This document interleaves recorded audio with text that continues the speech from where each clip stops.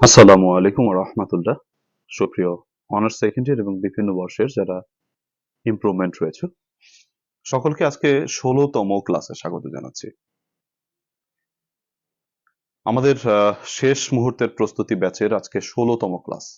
প্রায় অর্ধেক ক্লাস আলহামদুলিল্লাহ আমরা আল্লাহ তাআলার রহমতে করে ফেলেছি এবং আমাদের বেশ কয়েকটি আইটেম কমপ্লিট হয়ে যাওয়ার কারণে আমরা পাশের জন্য যে কনফিডেন্স পাওয়া জরুরি সেটা আলহামদুলিল্লাহ কিছুটা হলেও পেয়েছি।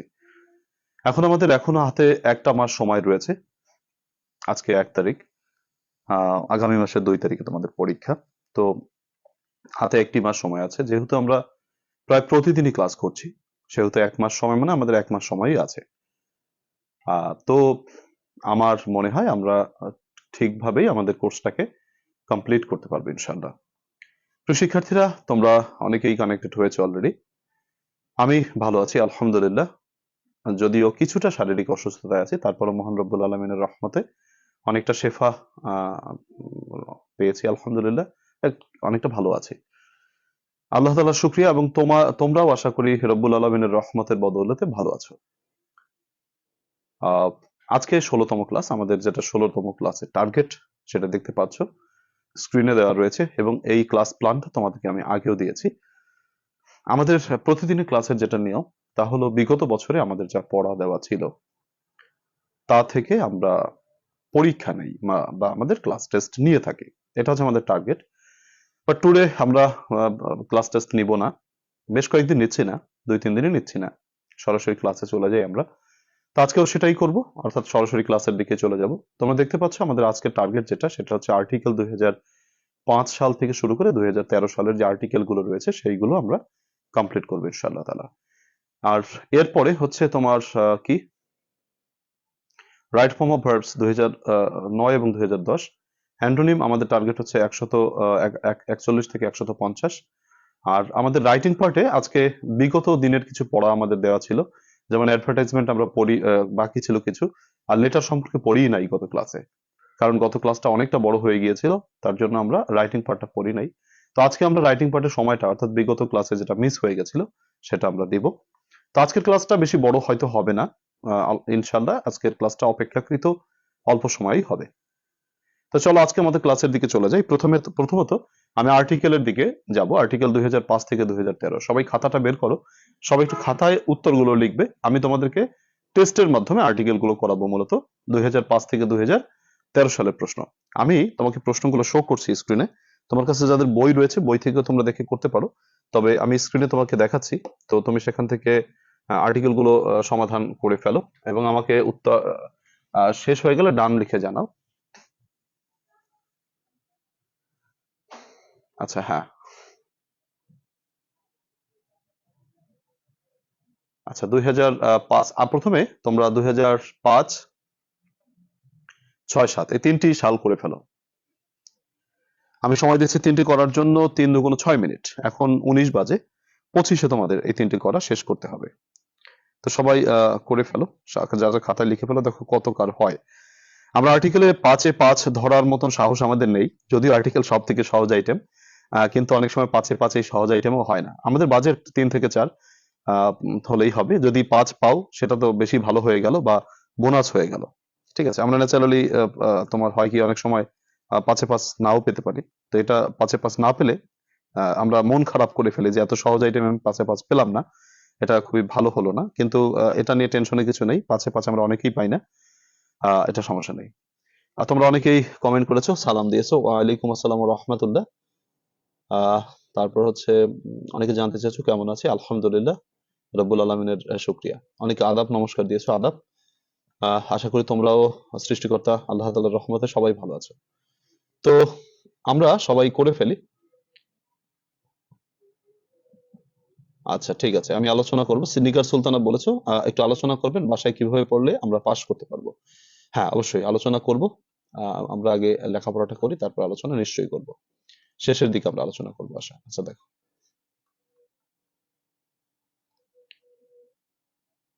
আচ্ছা ঠিক আছে।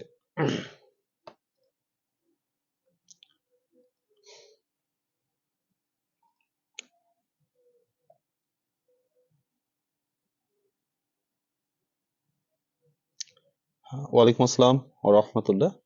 অনেকেই কমেন্ট করেছো, কেমন আছি? আলহামদুলিল্লাহ। তো সবাই করে ফেলো, আমি তোমাদেরকে সময় দিয়েছি 6 মিনিট, 3টি প্রশ্ন সমাধান করার জন্য পাবে।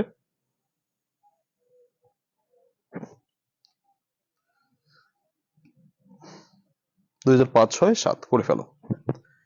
আর্টিকেল তো একটু তাড়াতাড়ি হয়ে যেতে পারে, কমেন্টস এর অ্যান্সার না বলি। হ্যাঁ, থ্যাংক ইউ সবাই। কমেন্টসে আমরা উত্তর না করি, আমরা কমেন্টে উত্তর না করি। ভালো বলেছো জিহাদ, কমেন্টে উত্তর করার দরকার নেই, তোমরা হয়ে গেলে ডান লিখে দেবে।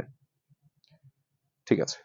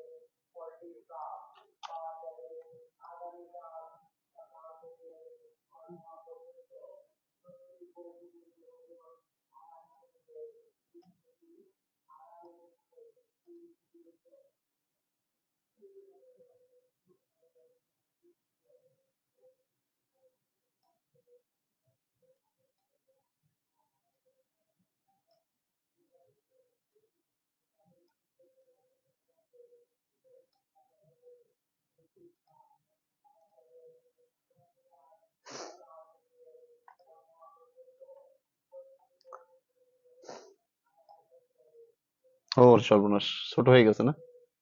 আয় হায়। আচ্ছা ঠিক আছে, আবার বড় করলাম। দেখো, মাঝে মাঝে পোকা পড়ে, তো পোকা পড়ে আমাদের ধোকা দেয়, তো পোকা পড়ে ধোকা দেয়। স্যার কি খাচ্ছেন? না, খাচ্ছি না, টাইপ করছি। আচ্ছা ঠিক আছে, স্ক্রিন ছোট হয়ে গেছিল, একটু পোকা পড়ছিল, পোকা মাঝে মাঝে পড়লে স্ক্রিন ছোট হয়ে যায়। ঠিক আছে ঠিক আছে। ঠিক আছে, দেখো সবাই, বই নেই জুম করতে। আচ্ছা ঠিক আছে, সমস্যা নেই, করো। আরো 2 মিনিট সময় দিচ্ছি, ঝটপট করে ফেলো। মিথির আজকে নতুন এসেছো। মিথির, তোমরা যারা আজকে থেকে নতুন কানেক্টেড হয়েছে, তোমরা বলবো হচ্ছে বিগত ক্লাসগুলো অবশ্যই করবে। আজকে আমরা 16 নম্বর ক্লাসে আছি, তো এর আগে 15টি ক্লাস হয়ে গেছে। তোমরা একটু সময় নিয়ে প্লিজ, সময় নিয়ে, বিশেষ করে দিনের ভাগে, যখন মনে করো রাতের ভাগে তো ক্লাস থাকে, তো দিনের ভাগে সকালের দিক দিয়ে তোমরা ওই ক্লাসগুলো একটা একটা করে করে নেবে। কারণ বিগত ক্লাসগুলো অবশ্যই তোমাকে করতে হবে, না হলে কিন্তু গ্যাপ রয়ে যাবে। সো এই গ্যাপটাকে ফিল আপ করার জন্য অবশ্যই বিগতগুলো করতে হবে। রাইসা বলেছে স্যার, রাইটিং পার্ট গুলো আমাদের একটু বলে দিলে ভালো হতো, সাজেশন থেকে কোনগুলো কিভাবে পড়বো। এটা আগের দিন বলেছিলাম রাইসা। আমাদের সাজেশনে যে নিচে দেওয়া আছে, মনে করো ও যেগুলো আছে নিচে, সেগুলো হচ্ছে বেশি ইম্পর্টেন্ট, ওইগুলো আগে পড়বে। ওইগুলো পড়ার পরে যেগুলো বাকি থাকে সেগুলো পরে পড়বে।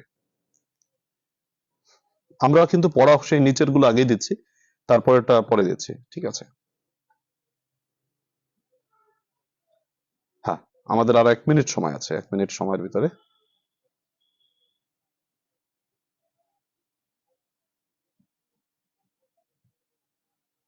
আচ্ছা, ভিডিও বড় হয় না, বড় হয় না, বড় হয় না না।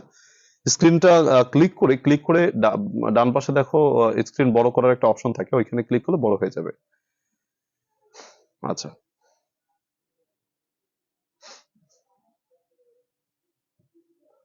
আচ্ছা, জব করে, আচ্ছা ঠিক আছে, সেটা জানাচ্ছি।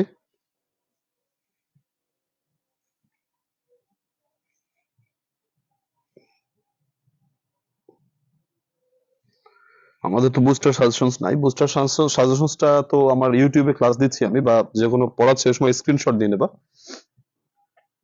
আমি যেটা পড়াচ্ছি স্ক্রিনশট দিয়ে রেখে দেবো, তাহলে তো হয়ে যায়।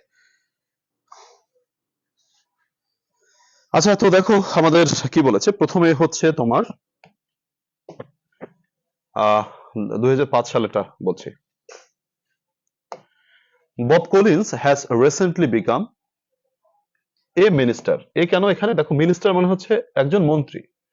তো মন্ত্রী অনেকেই থাকে, তো একজন মন্ত্রী, তিনি একজন মন্ত্রী হয়েছেন। একজন মন্ত্রী, একজন অর্থে এ বসেছে, তাই না? মিনিস্টার, একজন মন্ত্রী। জিহাদ বলেছে সাজেশন কত নম্বর ক্লাসে দেওয়া আছে? জিহাদ, সাজেশনটা হচ্ছে আমি তোমার হচ্ছে ছবি আকারে দিয়েছি, আমাদের গ্রুপেই আছে, ছবি আকারে দেওয়া আছে। তুমি একটু পিছনে গেলে ছবি আকারই পাবে, পিকচার আকারে সাজেশনটা দেওয়া রয়েছে। আচ্ছা দেখো, Bob Collins has recently become a minister in the new government. In the new government, নতুন সরকারে।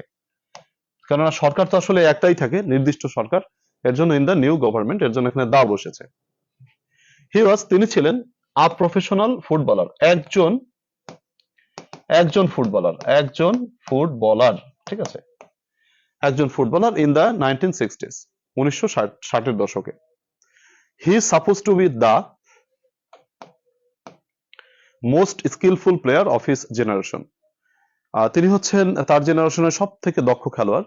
হি বিকেম এ মেম্বার, তিনি হয়েছিলেন একজন সদস্য। একজন, এখানে দি দিলে হবে না। কেন হবে না দেখো তো, তুমি যদি বলো যে he became the member of parliament, মানে তিনিই হয়েছিলেন ওই পার্লামেন্টের একমাত্র সদস্য। উনি কি একমাত্র সদস্য হয়েছিলেন, নাকি একজন সদস্য হয়েছিলেন? যদি একজন বলো তাহলে অনির্দিষ্ট করে বোঝায়, মানে অনেক পার্লামেন্ট সদস্যের মধ্যে তিনি একজন। আর যদি দি বলো তাহলে বুঝাবে যে তিনিই ছিলেন ওই পার্লামেন্টের সদস্য, মানে আর কেউ পার্লামেন্টের সদস্য ছিল না। তাহলে বলতে হবে যে he became a member of parliament in 1990। দেখো তো বুঝতে পেরেছো কিনা 2005 সালের প্রশ্নটা। দেখি কারো প্রশ্ন আছে কিনা। স্যার এই ক্লাসের পাশাপাশি কি ইউটিউবের ক্লাসগুলো করতে হবে? আচ্ছা, সবগুলোর জবাব আমি পরে দিব। আচ্ছা, মিহির সর্দার, আচ্ছা ঠিক আছে, থ্যাংক ইউ মিহির। আচ্ছা, তো দেখো ডি নম্বরটা দা কেন হলো না? ডি নম্বরটা কি বলে, ডি নম্বরটা দা কেন হলো এ না হয়ে? হ্যাঁ, ফজলুর রাব্বি, দেখো এটা কি বলো তো, মোস্ট স্কিলফুল, এটা সুপারলেটিভ ডিগ্রি। কি সুপারলেটিভ ডিগ্রি? সো সুপারলেটিভ ডিগ্রির ক্ষেত্রে অবশ্যই তোমাকে দা বসাতে হবে, রাইট?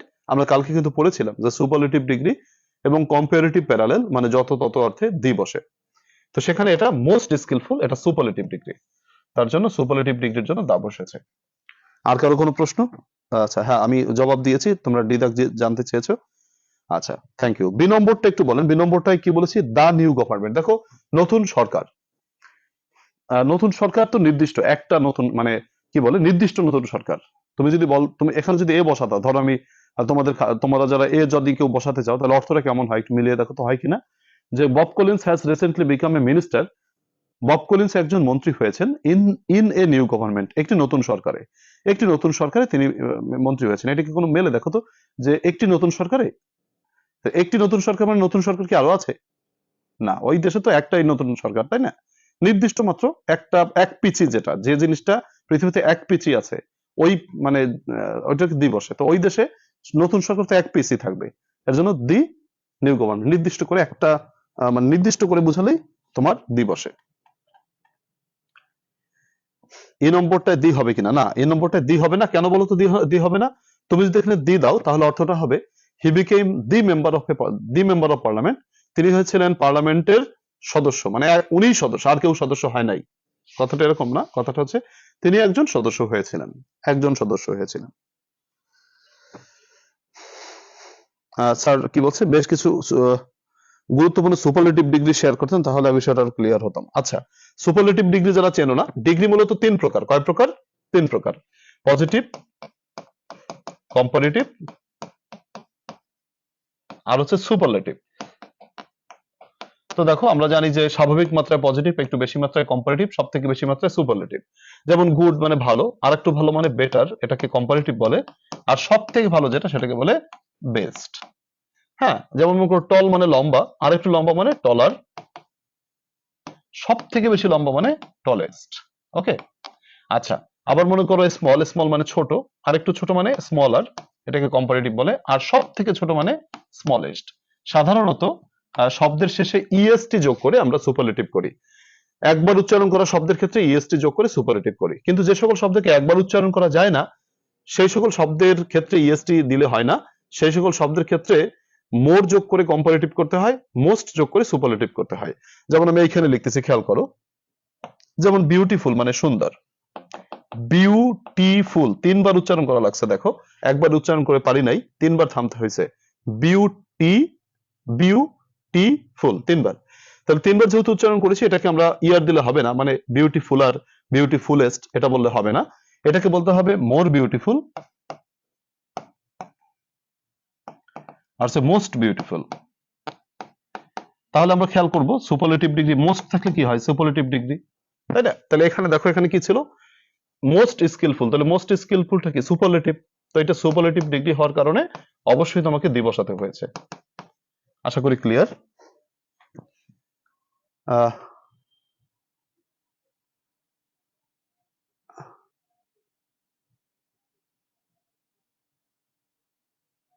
আচ্ছা, সি নম্বরটা এন বসলো না কেন? সি নম্বরটা এন বসবে তো প্রশ্নই ওঠে না। সি নম্বরটা তো পি দিয়ে শুরু, মানে এটা হচ্ছে একটা কনসোনান্ট, কনসোনান্টের আগে অবশ্যই তোমাকে এ বসাতে হবে। আচ্ছা, এটা হচ্ছে শিপন প্রশ্ন করেছে। শিপন দেখো ভাই, সি নম্বরটায় কি আছে, সি নম্বরটা হচ্ছে পি দিয়ে শুরু, এটা কনসোনান্ট দিয়ে শুরু। সি নম্বরটায় এ বাদ দি, এক্সামে এ কি কেমন করে দেওয়া যাবে, আছে কি সি নম্বরটা এ, হি ওয়াজ এ প্রফেশনাল ফুটবল, অর্থটা মিলাই দেবা, সে একজন প্রফেশনাল ফুটবল ছিলেন। Thank you. তো এরপর আসো, পরেরটা কি লিখছি আমরা, পরেরটা বলতে 2006। দেখো 2006 কি বলে। আচ্ছা, এটা বোধহয় করেছি আমরা, মানে গত দিন বোধহয় করেছিলাম, মানে আমাদের যে এক্সারসাইজ ছিল ওর ভিতরে। Education is the backbone of a nation, শিক্ষা একটি জাতির মেরুদণ্ড, এখানে দা বসবে নির্দিষ্ট করে বোঝানোর জন্য the. Education is the backbone of a nation, শিক্ষা একটি জাতির মেরুদণ্ড। আমরা ছোটকাল থেকে বোধহয় এই বাক্যটা পড়েছি, তাই ব্যাখ্যার দিকে না গিয়ে মনে রাখি, education is the backbone of a nation, অর্থটা মনে রাখো, শিক্ষাই একটি জাতির মেরুদণ্ড। নো নেশন ক্যান প্রসপার, কোনো জাতি উন্নতি করতে পারে না। কিপিং, কিপ মানে রাখা, মনে রাখবে ইংরেজি বাক্যে কোনো ভার্বের সাথে আইএনজি হলে তার অর্থ হয় ইয়া, তাহলে কিপ মানে রাখা, কিপিং মানে রাখিয়া। তো নো নেশন ক্যান প্রসপার, কোনো জাতি উন্নতি করতে পারে না, কিপিং রাখিয়া dash large section of our population, তার বড় সংখ্যক জনসংখ্যাকে রাখিয়া, ইলিটারেট অশিক্ষিত রাখিয়া উন্নতি করতে পারে না। তাহলে এখানে সিদাকে কি বসানো যেতে পারে? সিদাকে তোমাকে এ বসালেও অর্থ মিলবে, আবার কেউ দি বসালেও অর্থ মিলবে, এখানে দুটো উত্তরই কারেক্ট। কেউ যদি বলে নো নেশন ক্যান প্রসপার, কোন জাতি উন্নতি করতে পারে না, keeping a large section of our population, তার জনসংখ্যার বড় একটি অংশকে অশিক্ষিত রেখে কেউ উন্নতি করতে পারে না, এটা যদি বলে যে বড় একটি সংখ্যাকে, তাই এ দেওয়া যেতে পারে। আবার কেউ যদি এরকম বলে বাংলায়, নো নেশন ক্যান প্রসপার, কোন জাতি উন্নতি করতে পারে না, কিপিং রাখিয়া the large section of our population, তার জনসংখ্যার বড় অংশটিকে রাখিয়া, অশিক্ষিত রাখিয়া উন্নতি করতে পারে না। তাহলে একটি বড় সংখ্যক জনসংখ্যাকে অশিক্ষিত রাখিয়া, অথবা বড় সংখ্যক জনসংখ্যাটিকে অসংখ্য মানে অশিক্ষিত রাখিয়া, দুটো অর্থই এখানে মিলছে। তার জন্য এখানে এও দিলে হচ্ছে, দি দিলেও হচ্ছে। ঠিক আছে, অর্থটা আশা করি বুঝতে পেরেছো। সি নম্বর এ দিলেও হচ্ছে, দি দিলেও হচ্ছে। তারপর কি বলেছে দেখো, প্রাইমারি এডুকেশন, প্রাথমিক শিক্ষা, ফর্মস গঠন করে দা বেজ অফ, এখানে দা ছাড়া অন্য কিছু বসবেই না, নির্দিষ্ট করে দা বসাইছি আমরা। Forms the base of one's life, কারো জীবনের ভিত্তি গঠন করে। দেখো এই নম্বরের অর্থটা মিলাও, ড্যাশ এডুকেটেড সিটিজেন, এডুকেটেড মানে শিক্ষিত, সিটিজেন মানে নাগরিক, তাহলে একজন শিক্ষিত নাগরিক, একজন শিক্ষিত নাগরিক, তাহলে অ্যান এডুকেটেড সিটিজেন, একজন শিক্ষিত নাগরিক, can read books, news papers etcetera. দেখি কারো কোনো প্রশ্ন আছে কিনা।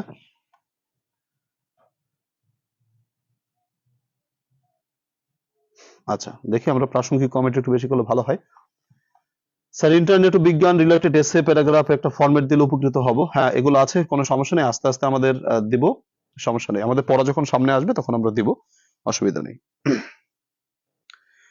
আচ্ছা ঠিক আছে, তিনটা, আচ্ছা ঠিক আছে। দি হয়েছে না কেন?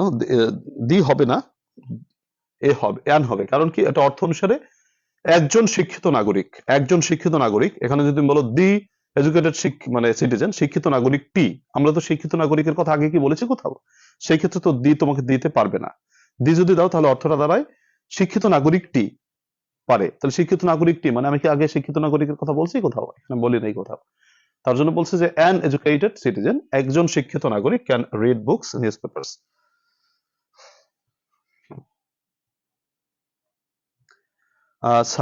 হুজাইফা বলেছো কি যে স্যার, আমার রাইট ফর্ম অফ ভার্বস এর রুল মুখস্থ আছে, কিন্তু প্রশ্ন সলভ করতে গেলে তখন সমস্যা হয়, সঠিক উত্তর লিখতে পারি না। আরো প্র্যাকটিস করতে হবে হুজাইফা, প্র্যাকটিস করতে করতে পারবা। আমরা তো কেবল প্র্যাকটিস শুরু করেছি, তোমার প্রথম একটা ক্লাস করেছি, আরো করলে তোমার সেগুলো ক্লিয়ার হয়ে যাবে ইনশাল্লাহ। এবার আসো 7 নম্বর। এভরিবডি নোজ দ্যাট, সবাই জানেন যে সিনসিয়ারিটি ইজ দা কি টু সাকসেস। কি টু সাকসেস, কি টু সাকসেস এর আগে সবসময় দি বসে, এটা আজীবন বসে। তো everybody knows that sincerity is the কি টু সাকসেস, আন্তরিকতা হচ্ছে সফলতার চাবিকাঠি। ড্যাশ পারসন, একজন ব্যক্তি, অথবা তুমি এখানে দি দিলেও অর্থ মেলবে, তবে দি না দেওয়াই ভালো, যেহেতু এখানে আমরা এখনো পর্যন্ত পার্সনের কথা বলি নাই, তার জন্য এ দেওয়াই ভালো। আ person can prosper in life, একজন ব্যক্তি জীবন উন্নতি করতে পারে বাই ডুইং হার্ড ওয়ার্ক, কঠোর পরিশ্রম করে। The man who does not, তোমার ফলো দ্য রুলস অফ, ডান পাশে অফ রয়েছে, তাহলে নির্দিষ্ট করে বোঝানোর জন্য দা বসবে। The rules of sincerity can never go, সে কখনোই যেতে পারে না, এ লং ওয়ে, একটি দীর্ঘ পথ অতিক্রম করতে পারে না, ইন দিস ওয়ার্ল্ড, এই পৃথিবীতে। দেয়ার আর এ লট অফ এক্সাম্পলস, এটা মুখস্থ দেখো, লট অফ, আমাদের কিছু ফ্রেজ মুখস্থ ছিল, তার ভিতরে লটের আগে সবসময় এ বসে, এ লট অফ। দেখো তো কার কয়টা হলো, একটু মিলিয়ে নাও, যদি কোনো প্রশ্ন থাকে একটু ড্রপ করো, চেষ্টা করছি।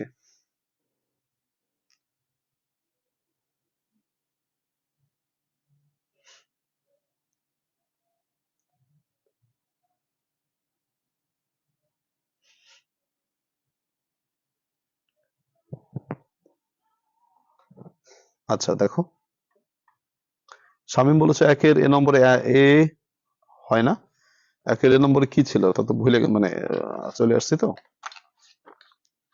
দাঁড়াও দেখতেছি।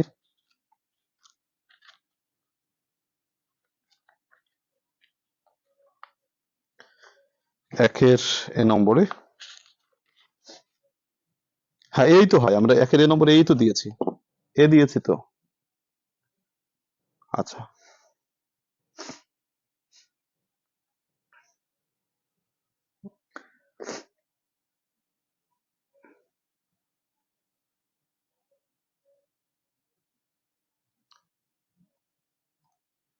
শিক্ষিত নাগরিক, মুন্নি খাতুন বলেছো শিক্ষিত নাগরিকরা, ঠিক আছে, তুমি যদি বলতো সিটিজেন্স তখন তুমি দিয়ে দিতা, কিন্তু এখানে সিটিজেন বলছে, কয়জন, একজনকে বুঝাইছে না, এর জন্য এন বসাইছে, মুন্নি খানম।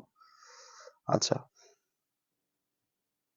সাকিব হোসেন বলেছো ডি নম্বরে এন হবে কিনা, ডি নম্বরে, না ডি নম্বরে এন তো হওয়ার প্রশ্নই ওঠে না, এন বসে ভাওয়েলের আগে, তো এন তো এখানে ভাওয়েল নাই, কনসোনান্ট দেখো।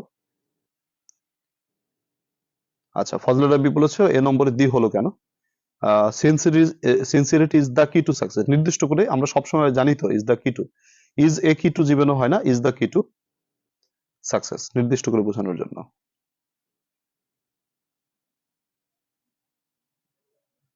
আচ্ছা, এই নম্বরটা কি দি হয় না, না দি হয় না, এই নম্বর রোকন, মোহাম্মদ রোকন, এই নম্বরটা আমাদের ফ্রেজ মুখস্থ, এ লট অফ, আমরা অনেকগুলো ফ্রেজ বলেছিলাম তোমাদেরকে।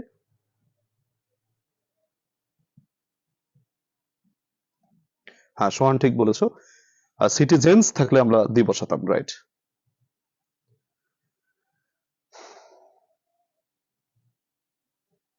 হাজেরা প্রভা বলেছে সব জায়গায় কি ডান পাশে অফ থাকলে দি হবে কিনা।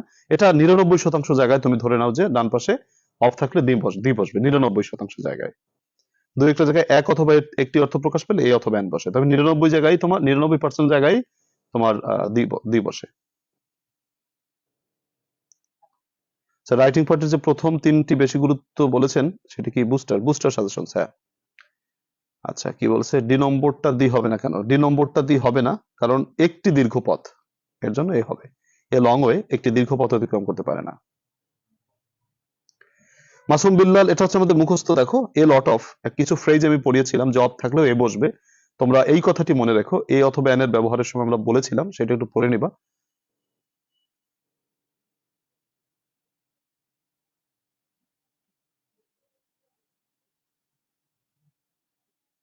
আচ্ছা 2006 সালের ডি নম্বরটা বুঝান স্যার। 2006 এর ডি নম্বরটায় দি বেজ অফ নির্দিষ্ট করে বোঝানোর জন্য দি বসেছে। ডি নম্বরটা দি হবে না, এ হবে, এ লং ওয়ে। হ্যাঁ ঠিক আছে, অফ থাকলে ম্যাক্সিমাম টাইমে দি বসে, তবে কিছু ব্যতিক্রম আছে সেগুলো মনে রাখতে হবে, যেমন a lot of, a great deal of. হ্যাঁ আচ্ছা, এরপর আসো তোমরা আবার সবাই আরো তিনটা প্রশ্ন করে ফেলো। তিনটা প্রশ্ন দেখাচ্ছে না, দুইটা করো, পরেরটা পরে দেখাচ্ছি আবার।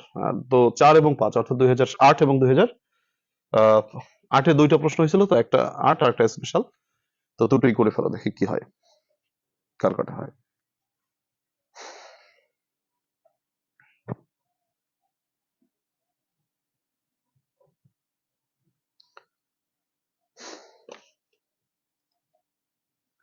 হ্যাঁ শাকিল বলেছো ডি নম্বরটা তো হচ্ছে 6 এর ডি নম্বরটা বেইজের জন্য দি বসেছে, নির্দিষ্ট করে বোঝাতে শাকিল দি বসেছে। থ্যাংক ইউ, আফরিন উত্তর দিয়ে দিচ্ছে তোমাকে, আমিও সেটাই বলতাম বা বলছি।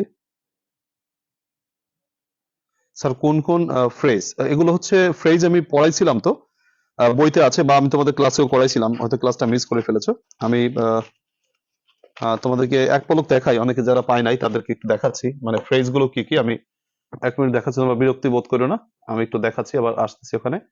দেখো এই অথবা এন পড়ানোর সময় তোমাদেরকে আমি বলেছিলাম যে এই কথাটি মনে রেখো, এই যে এইখানে দেখো, এই যে এই কথাটি মনে রেখো, a few, a little, a good deal, a great deal of, a lot of. এই যে দেখো এ লট অফ প্রচুর, এইটা একটা ফ্রেজ, এগুলো মুখস্থ রাখতে হয়।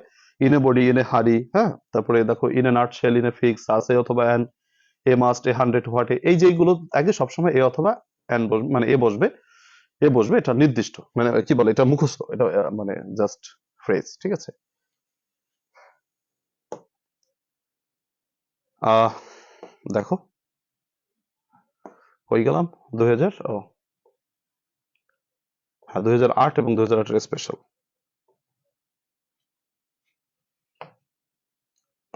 হ্যাঁ এই দুটো করতে বলেছিলাম তোমাকে,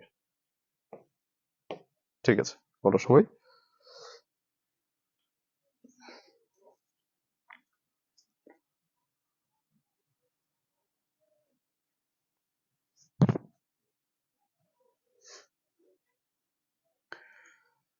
হ্যাঁ 2008 এবং 9 বোধহয় সেম প্রশ্ন, আমরা 9 স্কিপ করে ফেলবো, সমস্যা নাই।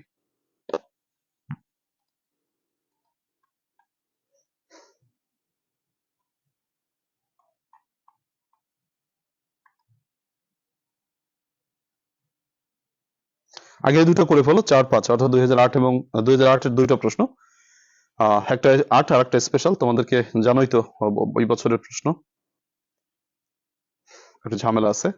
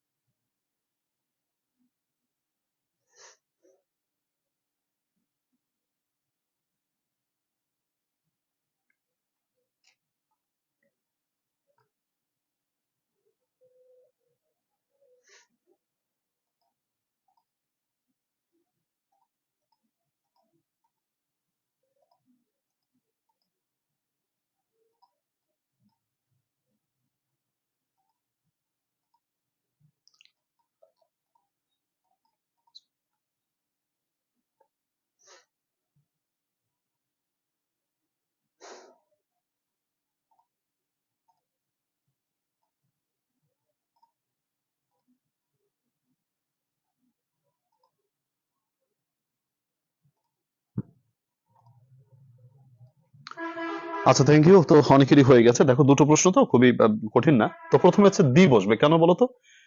নির্দিষ্ট তারিখ বোঝাতে। আমরা জানো সাধারণত দিনের নামের আগে দি বসাই না, ক্রস বসাই। তবে এটা হচ্ছে নির্দিষ্ট করে বোঝানো হয়েছে 16ই ডিসেম্বর, 16th, তার জন্য the. The 16th December is a red letter day. A কেন? একটি স্মরণীয় দিন, একটি গুরুত্বপূর্ণ দিন, একটি দিন। দেখো, একটি দিন, একটি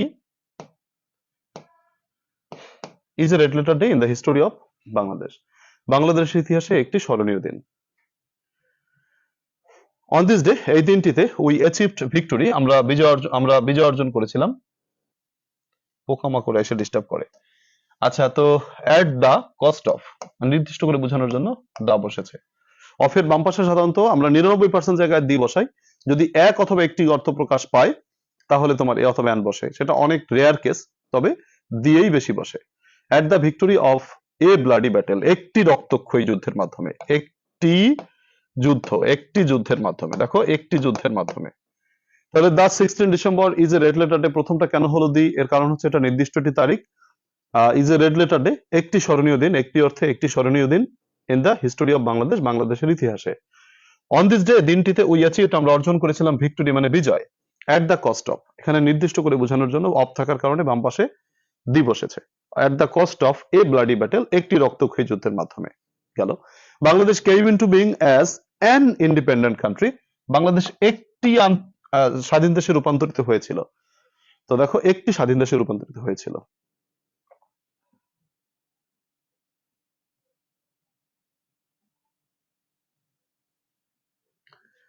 বাম পাশে অফ থাকলে কি দি বসবে? হ্যাঁ, 90%, 99% জায়গায়। Thank you. তো দেখো, উত্তরটা মিলিয়ে নাও সবাই, 5টা হয়েছে অনেকেরই। Thank you.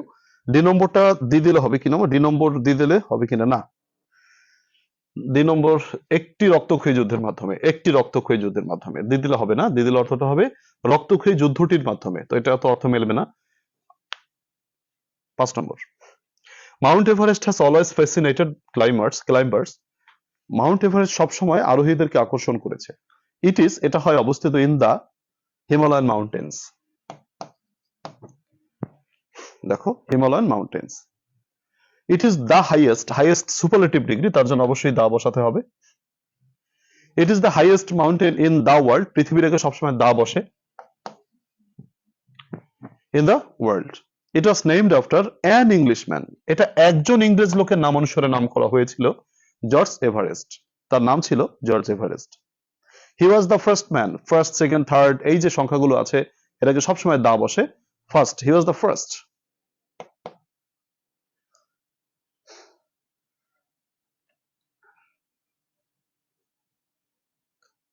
আচ্ছা, এই নম্বরটা একটু বুঝেন। এই নম্বরটা হচ্ছে ভাওয়েল, তোমার আইটা ভাওয়েল আছে, তার জন্য অ্যান বসেছে।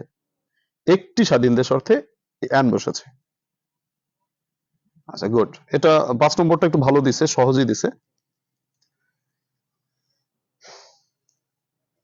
আচ্ছা, ঠিক আছে। তাহলে আমরা মোটামুটি 4-5 হয়েছে। আচ্ছা, সবগুলোই হয়েছে। আমরা প্র্যাকটিস করতে করতে আমাদের হবে ইনশাল্লাহ। আচ্ছা, ঠিক আছে। এরপরে আসো, আমরা সামনে যাই। 2009 সালে মেবি সেম প্রশ্ন। এটা আমার টাইপিং এ ভুল হতে পারে, অথবা আমরা খেয়াল করতে হবে, দেখতে হবে একটু। তখন আমরা 2009 বাদ দিলাম, 10-এ আসো। 10 তিনটা করো। তোমার কত কত? 10, 10, 11, 12 করো। 10 সাল, সরি, 10, আচ্ছা, 7 নম্বর, মানে 10 সাল, 11 সাল, 12 সাল। সবাই করে ফেলো। তিনটা। আমি তোমাদেরকে 5 মিনিট সময় দিচ্ছি। এখন 51 বাজে, 56তে শেষ।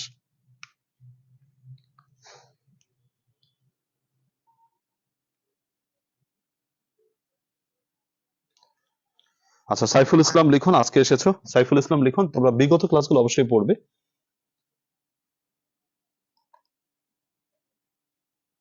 নীলকাব্য, আসসালামু আলাইকুম। ওয়ালাইকুম আসসালাম। নীলকাব্য বলেছো অ্যাডভার্টাইজমেন্ট তো শুধু একটা নিয়ম আলোচনা হয়েছে 14 নং ক্লাসে। কাল বললেন আজকে লেটার পড়াবেন, তাহলে অ্যাডভার্টাইজমেন্ট কি একটাই থাকবে? আচ্ছা, এই বিষয়টা পরেও বলতে পারতাম, হয়তোবা আমার মনে থাকবে না। আচ্ছা, ঠিক আছে নীলকাব্য, আমি প্রথমেই বলে নিয়েছি আজকে আমরা হচ্ছে রাইটিং পার্ট বিগত ক্লাসে হচ্ছে যেগুলো গ্যাপ রয়ে গেছে, কালকে তো ক্লাসটা অনেক বড় হয়ে গেছিল, এর জন্য রাইটিং আমরা আলোচনা করিনি। তো আজকে ইনশাআল্লাহ আমরা যেগুলো গ্যাপ ছিল সবগুলোই আলোচনা করবো। আজকের ক্লাসটা একটু ছোট বা অল্প ছোট ক্লাস হতে যাচ্ছে, তার জন্য রাইটিং এ অনেক আলোচনা করতে পারবো।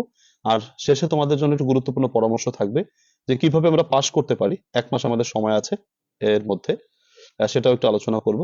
তো তাই আর্টিকেলটা করি, এরপর রাইট ফর্ম অফ ভার্বস আছে 2টা সাল, সেটা হয়ে গেলে আমরা আর রাইটিং আলোচনা শুরু করব।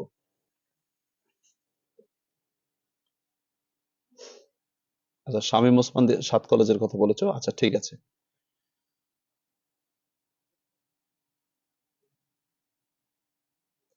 আমাদের 56তে শেষ বললাম না?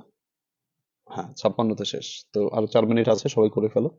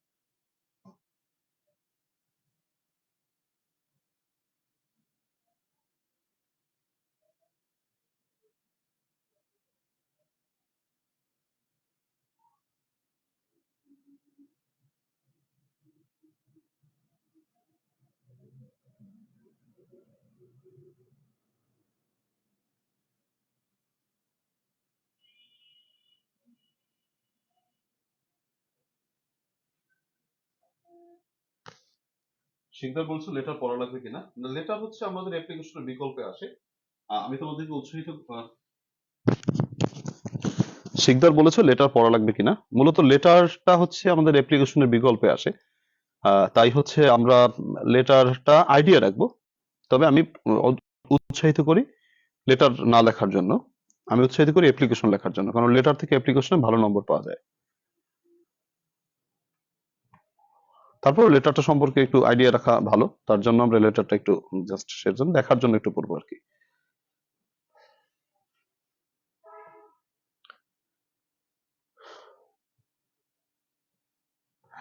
আমাদের আর 2 মিনিট সময় আছে, সবাই করে ফেলো।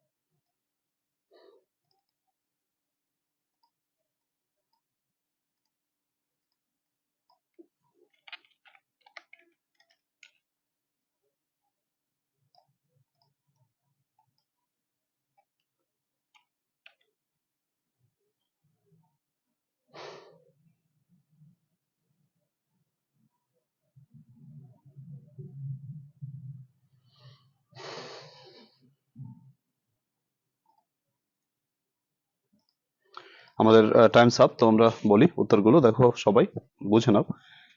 আচ্ছা, 7 নম্বর হচ্ছে হ্যামলেটের গল্প। হ্যামলেটের গল্প কি কেউ জানো? তোমরা বোধহয় বাংলা ডিপার্টমেন্টে যারা পড়ো, তাদের হয়তো এটা সহপাঠে থাকতে পারে, বা তোমার বিদেশি সাহিত্যের চ্যাপ্টারে থাকতে পারে যারা বাংলা ডিপার্টমেন্টে আছো। আর যারা ইংলিশ ডিপার্টমেন্টে, তারা তো এটা পড়তেই হয়, আমাদের এই হ্যামলেট ইংলিশ ডিপার্টমেন্টে পড়তে হয়েছে। হ্যামলেটের গল্পটা হচ্ছে, হ্যামলেট রাজা, উনি হচ্ছেন আহ আহ, ডেনমার্কের একজন রাজা।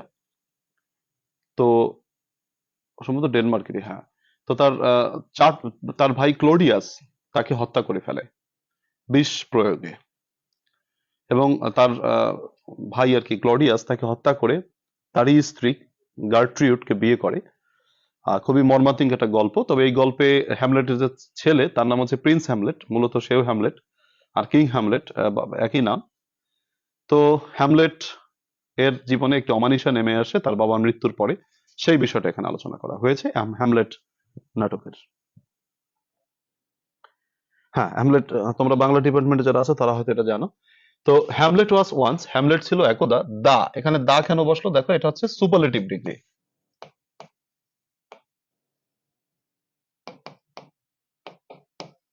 এটা হচ্ছে superlative degree. Hamlet was once happiest, দেখো ইএসটি আছে, হ্যাপিয়েস্ট এটা হচ্ছে superlative degree. Hamlet was once the happiest man in the country. হ্যামলেট ছিল কোন একটা সময় দেশের সব থেকে সুখী মানুষ, বাট কিন্তু একটি মারাত্মক সমস্যা, একটি একটি মারাত্মক ট্রাবল মানে হচ্ছে সমস্যা, কেম ইনটু হিজ লাইফ তার জীবনে আসলো। হিজ ফাদার ডায়েড তার বাবা মারা গেলেন, সাডেনলি হঠাৎ করে, ইন আ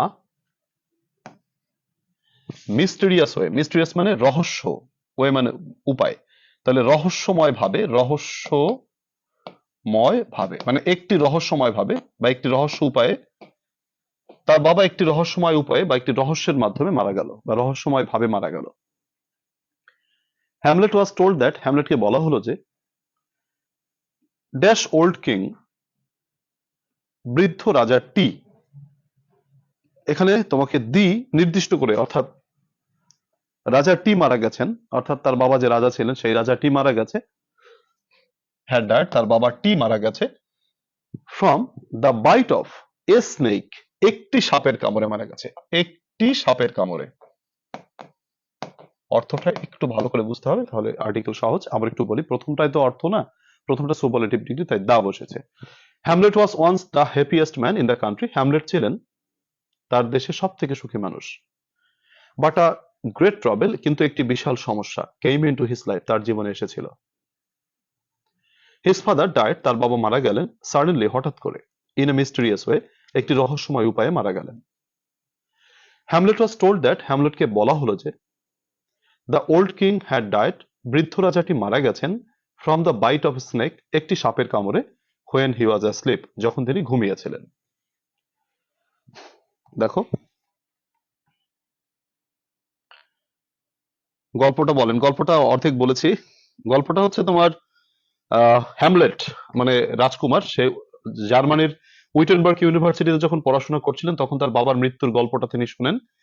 তিনি বাড়ি আসেন, বাড়ি এসে কি করলেন, হ্যামলেট তার যে দেখলেন যে তার বাবা মারা গেছেন, তো তার মা তার চাচাকে বিয়ে করেছে, এটা দেখে সে খুবই কষ্ট পেয়েছিল। তবে তার মধ্যে একটা সন্দেহ দানা বেঁধেছিল যে তার বাবা কেন মারা গেল এটাকে বোঝার জন্য। অতঃপর একদিন তার বাবার আত্মা মানে ভূত, সেই আত্মা তাকে দেখা দেয়, দেখা দিয়ে তাকে বলে যে আমাকে তোমার চাচা হত্যা করেছে, তুমি প্রতিশোধ নাও। তো আত্মার কথা বা ভূতের কথা বিশ্বাসযোগ্য নয় বলে হ্যামলেট এটা মূলত তো সিরিয়াসলি নেয় না, কিন্তু আত্মাটা যখন বারবার দেখা দিচ্ছিল তখন হ্যামলেট মনে করেছিল যে হ্যাঁ এটা সত্যি হতে পারে। এটাকে শিওর করার জন্য তিনি একটি নাটকের আয়োজন করেন। নাটকের নাম ছিল দ্য মার্ডার অফ গঞ্জাগো। এই নাটকের মধ্যে তিনি হ্যামলেট একটা নাটকের আয়োজন করেছিলেন, একটা উৎসবে প্রদর্শনী হিসেবে। তো সেই নাটকে এই তার বাবাকে যেভাবে হত্যা করা হয়েছে, মানে ভূতটা বা আত্মাটা যেভাবে বলেছে ওইভাবেই সে একটা নাটক প্লে করে। সেই নাটকটা দেখে তার যে চাচা ক্লোডিয়াস সে একেবারে হতভম্ব হয়ে যায়, মানে জাস্ট তার সাথে সেম মিলে যায়। তখন সে মূলত বুঝে যায় যে তার চাচাই তার বাবাকে হত্যা করেছে, তার মা ষড়যন্ত্রের সাথে লিপ্ত ছিল। এরপর হ্যামলেট বিভিন্ন রকমের কৌশলের মাধ্যমে সে তার প্রতিশোধ নেওয়ার জন্য উদ্যত হয়। এটাই হচ্ছে গল্পের সারাংশ। আচ্ছা, থ্যাংক ইউ, গল্পটা আশা করি বুঝতে পেরেছো। আচ্ছা গেল, এটা হচ্ছে আমাদের আমাদের ইংলিশ ডিপার্টমেন্টে ছিল। বাংলায় কোন ডিপার্টমেন্টে মানে কোন বছরে আছে জানি না, আমাদের ইংলিশ ডিপার্টমেন্টে এটা থার্ড ইয়ারে ছিল। এনিওয়ে, এরপর আসো 8 নম্বর কি আছে। 8 নম্বর 2011 সালের প্রশ্ন। এট দা মিটিং হেল্ড ইয়েস্টারডে, এখানে দা বসবে কেন দেখো, গতকাল যে মিটিংটা আয়োজিত হয়েছিল, নির্দিষ্ট করে একটা মানে নির্দিষ্ট মিটিং এর কথা বলা হয়েছে। At the meeting held yesterday, এটা নির্দিষ্ট করে বলা হয়েছে, তার জন্য দা বসেছে। নির্দিষ্ট করে গতকালের মিটিং,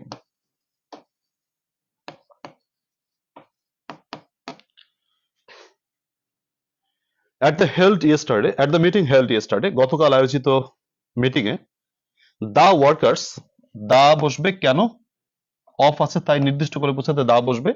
আরো ভালোভাবে বোঝো, ওয়ার্কার্স শ্রমিকেরা, অনেকগুলো শ্রমিক, তো অনেকগুলোর ক্ষেত্রে তো এ অথবা এন তো বসবেই না, অপশন বাকি থেকে দি, তাহলে দি বসবে। দ্য ওয়ার্কার্স সরি আচ্ছা, at the meeting held yesterday, গতকাল আয়োজিত মিটিং এ দ্য ওয়ার্কার্স শ্রমিকেরা of dash factory, A factory, অথবা এখানে দি দিলেও ভুল হবে না, এ ফ্যাক্টরি যদি বলো মানে একটি ফ্যাক্টরির শ্রমিকেরা, অথবা দি ফ্যাক্টরির ফ্যাক্টরিটির শ্রমিকেরা, এটা নির্দিষ্ট বলাই যায়, যেহেতু যে একটা মিটিং আয়োজিত হয়েছে সেটা নিশ্চয়ই একটা নির্দিষ্ট ফ্যাক্টরিতে আয়োজিত হয়েছে, তো তুমি দি দিলেও হয়। আবার যদি কেউ সেন্সটা এরকম করে একটি ফ্যাক্টরিতে, সেটাও হয়। রেজড মেনি প্রবলেমস, তারা অনেক সমস্যা নিয়ে আলোচনা করেছিল, discuss them. They requested the chairman, পদবীর নামের আগে দি বসে, গতকাল পড়েছিলে। দ্য চেয়ারম্যান, তারা চেয়ারম্যানকে বলেছিল টু প্রিপেয়ার এ রিপোর্ট, একটি প্রতিবেদন করতে, অর্থ অনুসারে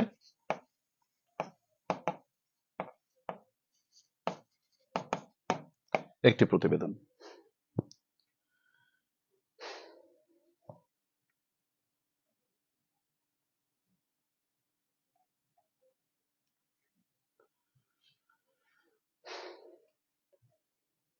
আচ্ছা ঠিক আছে, 9 নম্বরটা দেখি। William Wordsworth the second son, the second son, যে আমি বলেছিলাম ফার্স্ট সেকেন্ড থার্ড এরকম বোঝাতে দা বসে। William Wordsworth the second son of an attorney, an attorney, একজন অ্যাটর্নির দ্বিতীয় সন্তান, at law, read in a university. দেখো এ ইউনিভার্সিটি কেন, ইউ এর উচ্চারণ ইউ এর মতো হলে ইউনিভার্সিটি, আমরা জানি যে ইউ এর উচ্চারণ ইউ এর মতো হলে এ বসে। রেড ইন এ ইউনিভার্সিটি, সে একটি বিশ্ববিদ্যালয়ে পড়াশোনা করতো, নেমড কেমব্রিজ, যে বিশ্ববিদ্যালয়ের নাম ছিল Cambridge. He wrote a remarkable poem, সে একটি উল্লেখযোগ্য কবিতা রচনা করেছিল, on the French revolution. The কেন, ফ্রেঞ্চ রিভলিউশন একটি ঐতিহাসিক ঘটনা, কোন ঐতিহাসিক ঘটনার আগে দা বসে, যেমন দা ফ্রেঞ্চ রিভলিউশন, দা লিবারেশন ওয়ার, তারপরে দা জুলাই মুভমেন্ট 2024, ঐতিহাসিক কোন ঘটনার নামের আগে দা বসবে। দা ইংলিশ, জাতি বোঝাতে দা ব্যবহৃত হয়। The English are proud of him, ইংরেজরা তাকে নিয়ে গর্ব করে। আবার একটু বলি, দেখো প্রথমে হচ্ছে কি,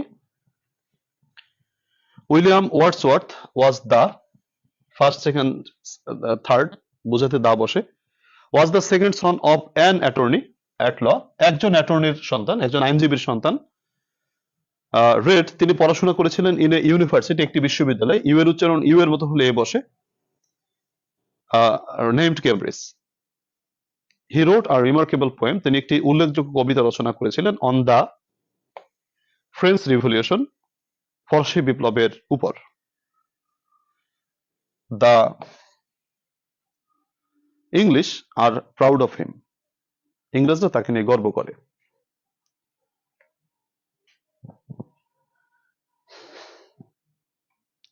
সিদাক দি হবে কিনা, সিদাক না, সিদাক দি হবে কিনা, না, ইন এ ইউনিভার্সিটি, একটা বিশ্ববিদ্যালয়ে, নেমড কেমব্রিজ।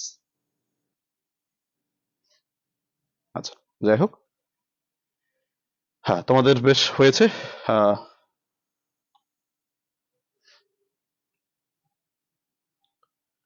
গুড, অনেকেরই হয় আর্টিকেলের সমস্যা হয় না, কিন্তু আমরা আর্টিকেলে 5-5 বাদ ধরতে ভয় পাই।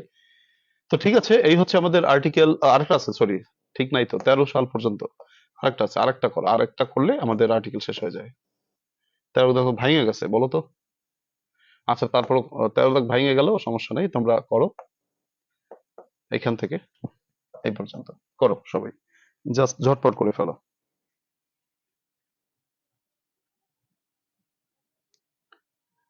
আচ্ছা 9 এর বিদাগে এ দিলে হবে কিনা, 9 এর বিদাগে এটা, না এ দিলে হবে কেন, এ দিলে হবে না, কারণ বি নম্বরে তো অ্যাটর্নি আছে, এটা তো ভাওয়েল, ভাওয়েলের আগে এন বসে। শিলা, এক্সামে কি সব লিখতে হবে কিনা, শিলা বলেছো না, শুধু উত্তর লিখবা, এ বি সি ডি দিয়ে উত্তর লিখবা। আমি এখানে পুরোটা লিখে তোমাকে বোঝাচ্ছি বোঝানোর সুবিধার্থে।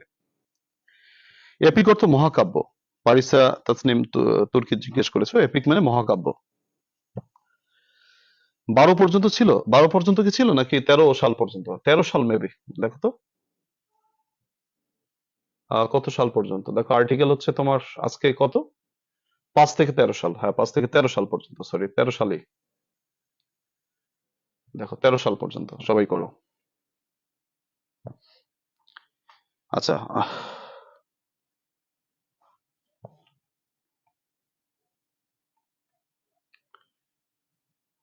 13 সাল বোঝা যায় না, না একটু এলোমেলো ভেঙে গেছে তো, এটা কষ্ট করে একটু বুঝতে হচ্ছে, এটা ভেঙে গেছে একটু দেখো কষ্ট করে, এটা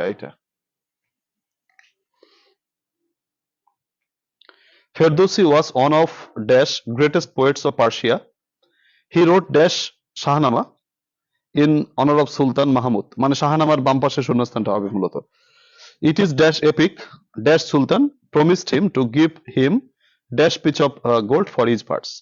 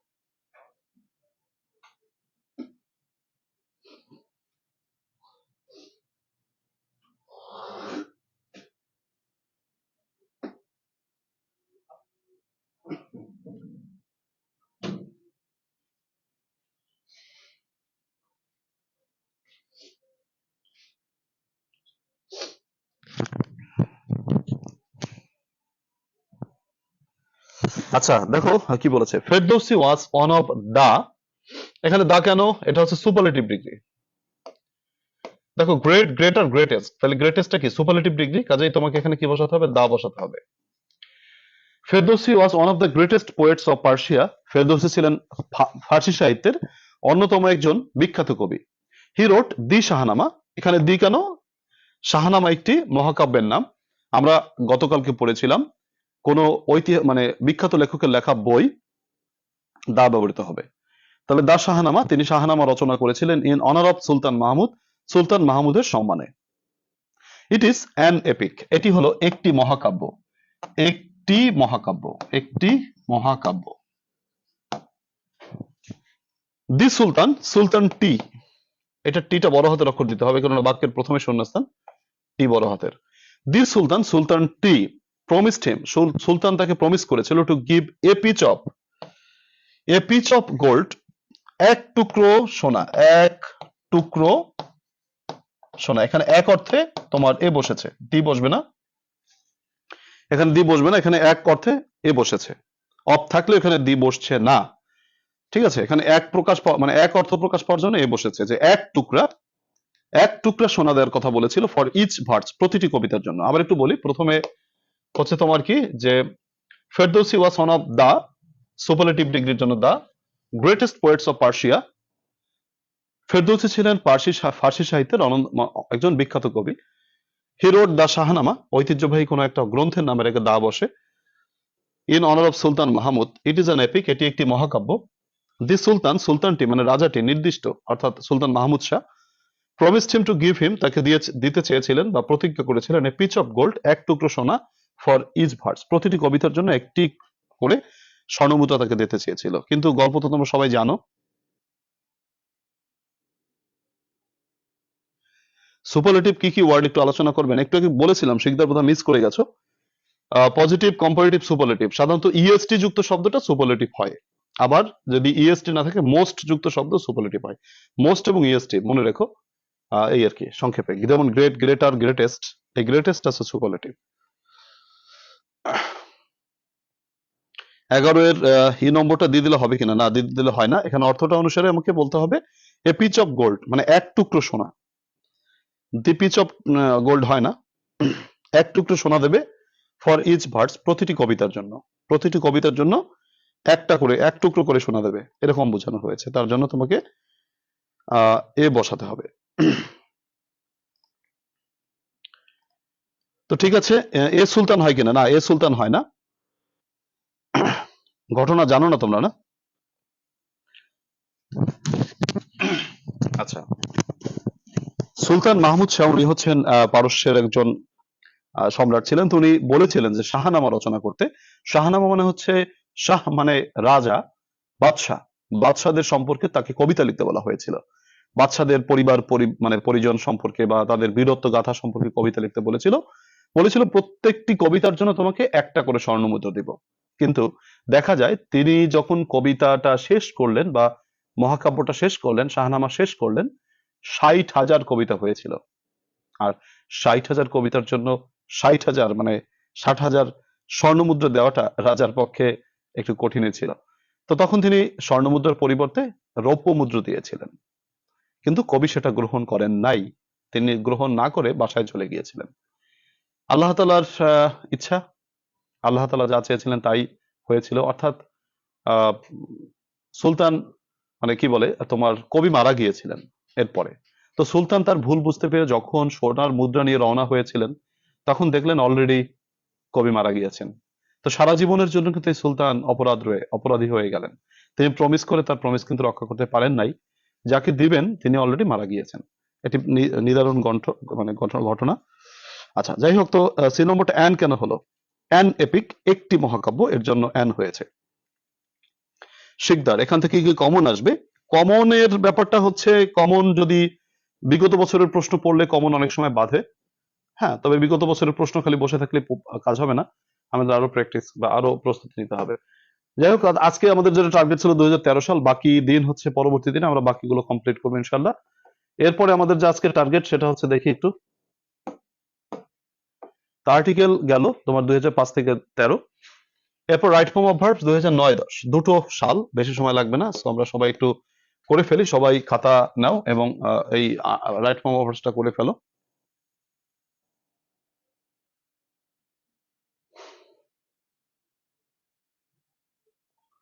হ্যাঁ, 2009, আগে 2009 করো। আমি 3 মিনিট সময় দিচ্ছি 2009 করার জন্য। কিছু কিছু অফের আগে দিয়ে বসবে না, কিভাবে বুঝবো? যখন এক কথাটি প্রকাশ পাবে তখন দিয়ে বসবে না, এটুকু মনে রাখবা। হ্যাঁ, গল্প বলতে, কিছু কিছু গল্প তো বলতে হয়, এর জন্য তাই প্রসঙ্গ আসলে বলতে হয় তাই। আর কি বলছো, সাদিয়া বলেছো 2011-এর ই নম্বর বোঝো নাই। ই নম্বরটায় এ রিপোর্ট, একটি প্রতিবেদন বলতে এ বসেছে।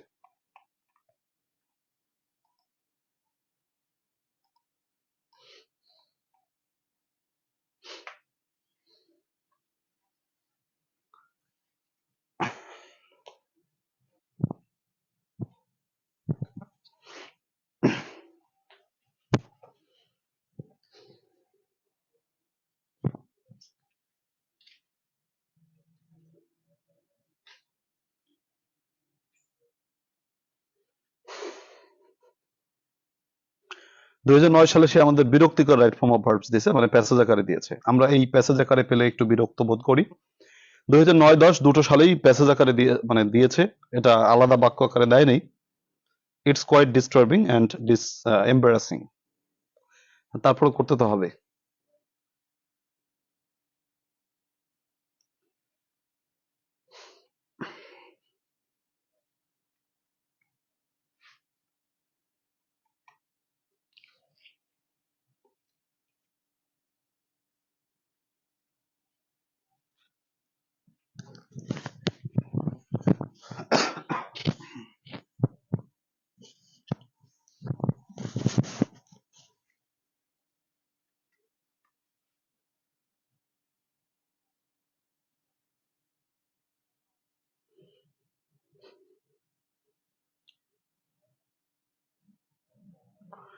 প্যাসেজ আসলে ভালো লাগে না, প্যাসেজ করতে ঝামেলা, অর্থ বুঝতে হয় পুরো প্যাসেজের, একটা যন্ত্রণা। কিন্তু তারপরও 2009-10 দিয়েছিল তো একটু প্র্যাকটিস করে যাই।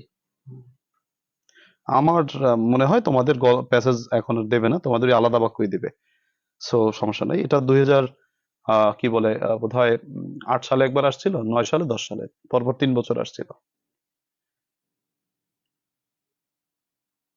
এরপর আর রাইট ফর্ম অফ ভার্বস এর পরে আর আলাদা বাক্য আকারে আলাদা বাক্য আকারেই আসছে, প্যাসেজ আসে নাই।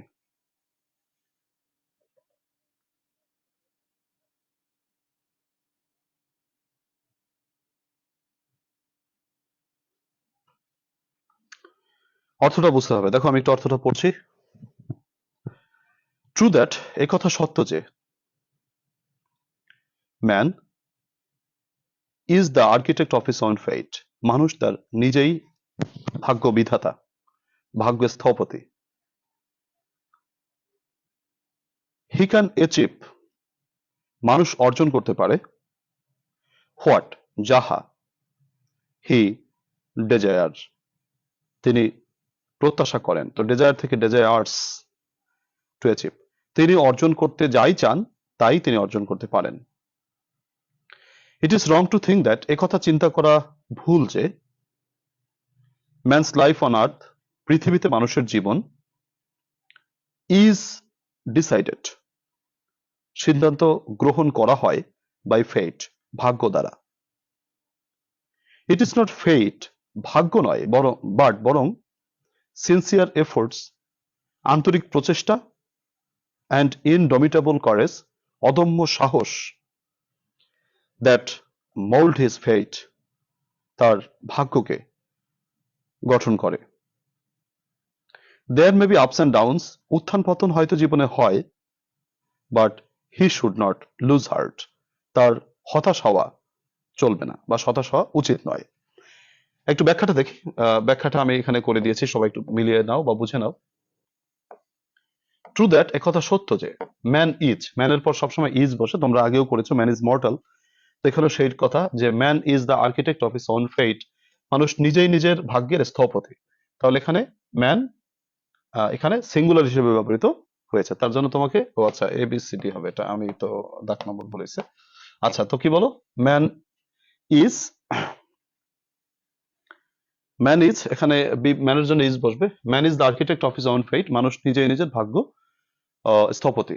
হি ক্যান অ্যাচিভ, মানুষ অর্জন করতে পারে, হোয়াট হি, দেখো হি বলতে, হি কে বলো, থার্ড পারসন সিঙ্গুলার, তার জন্য ডেজায়ার থেকে মূল ভাবে দেশ বাইজ হবে, যে হোয়াট হি ডেজায়ার্স, হি হলো থার্ড পারসন সিঙ্গুলার, মানে একজন, তার জন্য মূল ভাবে দেশ বাইজ, ডেজায়ার থেকে ডেজায়ার্স, টু অ্যাচিভ, যাহা সে অর্জন করতে আহ, তোমার ইচ্ছা করে। It is wrong to think that, একথা চিন্তা করা ভুল যে ম্যানস লাইফ, মানুষের জীবন, অন আর্থ, পৃথিবীতে মানুষের জীবন, ডিসাইড, দেখো তো মানুষের জীবন কি সিদ্ধান্ত নেয়, নাকি মানুষের জীবনকে সিদ্ধান্ত নেওয়া হয়, প্যাসিভ ভয়েস, সিদ্ধান্ত নেওয়া হয় অর্থে প্যাসিভ ভয়েস। আর প্যাসিভ ভয়েস বুঝলে শূন্যস্থানের বাম পাশে অ্যামিজার ওয়াজয়ার, যেটা যেরকম অর্থে মেলে সেটা দিয়ে ব্র্যাকেটের ভার্বের 3 নম্বর করতে হয়, মানে ভিতরি করতে হয়। তাহলে ইজ ডিসাইডেড, এটা ভাবা ভুল যে ম্যানস লাইফ অন আর্থ, পৃথিবীতে মানুষের জীবন, ইজ ডিসাইডেড, সিদ্ধান্ত নেওয়া হয়, বাই ফেট, মানে ভাগ্য দ্বারা। ইট ইজ নট ফেট, ভাগ্য নয়, বাট বরং sincere efforts and indomitable courage, that মোল্ডের মোল্ডই বসবে, কারণ হচ্ছে দেখো এখানে সাবজেক্টকে, দ্যাটের বাম পাশে যে আছে সে হচ্ছে আমার সাবজেক্ট। যাহা অর্থে বাম পাশে প্লুরাল, মানে কে কে বলো, যাহা, মানে যাহা বলতে কারা, আন্তরিক প্রচেষ্টা এবং অদম্য সাহস, তাহলে একাধিক জিনিস, তার জন্য এস বাই এস বসে নাই। মোল্ড হিজ ফেট, আচ্ছা গেল, দুইবার হয়েছে এটা লেখা। There may be ups and downs, উত্থান পতন হয়তো থাকবে, বাট হি শুড নট, দেখো শুড একটা মোডাল, তো মোডালের পর V1 বসে, তাহলে লুজই বসবে, এখানে পরিবর্তন হয় নাই। আচ্ছা, শিলা বলেছো ইজ ডিসাইডেড এর জায়গায় আর ডিসাইডেড দিলে হবে কিনা, না, এটা প্যাসিভ ভয়েসে তোমার ভাগ্য হচ্ছে সিঙ্গুলার, বা মানুষের জীবন সিঙ্গুলার, এর জন্য ইজ বসেছে। আর একটা কি বলেছো যে ইজ মোল্ড এর জায়গায় আর মোল্ড, না, ইজ তো হবে না, আর হবে না, শুধু মোল্ড হবে, কেননা মোডালের পর বেস, মানে এখানে অনেকগুলো অর্থে, মানে অনেকগুলো সাবজেক্টের জন্য এখানে আমাদের ই হয় না। আচ্ছা, কি বলছে স্যার, এভাবে বুঝি না, রুলস মুখস্থ করছি তো তবু বুঝি না কোন রুলসে পড়ছে, অর্থ দিয়ে জানতে হবে। প্যাসেজাকার দিলে আসলে একটু ঝামেলাই পড়বা তোমরা। বি নম্বরটা যদি ইজ না দেই হবে কিনা, না ইজ না দিলে হবে না, কারণ প্যাসিভ ভয়েস বুঝলে শূন্যস্থানের বাম পাশে আমি যা দিতেই হবে, তারপরে ভিতরে যেতে হবে। প্যাসেজাকার দিলে আমাদের একটু ঝামেলা হতেই পারে, এটা আসলেই সত্যি কথা। তারপর আরেকটা চেষ্টা করে দেখি পারো কিনা। এটা হচ্ছে আমাদের সেই লাঞ্চিয়ন গল্প, ইন্টারে যেটা পড়েছিল সেইটা, দেখো পারো কিনা, চেষ্টা করো।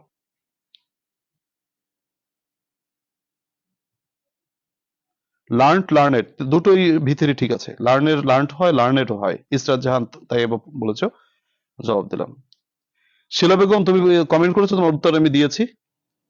ইজ ডিসাইড এর জায়গায় আর ডিসাইড দিলে হবে না, মোল্ড এর জায়গায় আর মোল্ড দিলে দিয়ে দিছে, হবে না।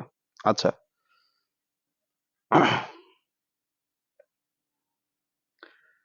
কিছু ভাইরাল মেডিসিন ঘুম পাইছে না? আচ্ছা, তুমি একটা কাজ করো, ওই যে আমাদের সেফুদার কিছু ডায়লগ শুনে আসো, কিছু অমৃত বচন শুনে আসো, কিছু শব্দ বোমা শুনে আসো, তোমার ঘুম চলে যাবে। কিছু শব্দ বোমা ছাড়ছে আমাদের সম্প্রতি।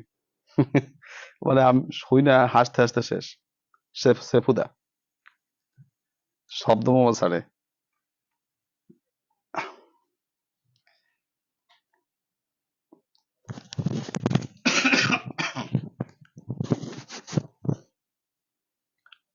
আচ্ছা দেখো,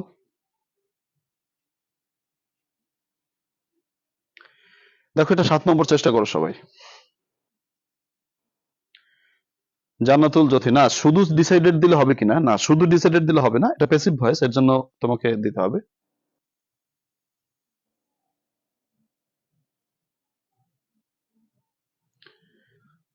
বলছো ডব্লিউএস দিয়ে শুরু, না ওটা তো ডব্লিউএস দিয়ে শুরু না। ডব্লিউএস টা হচ্ছে বাক্যের প্রথমে যদি থাকতো তাহলে এটা ডব্লিউএস কোশ্চেন হতো, ওটা তো বাক্যের মাঝখানে আছে, ওটা ডব্লিউএস না, ওটা হচ্ছে তোমার রিলেটিভ প্রোনাউন, এর অর্থ যাহা।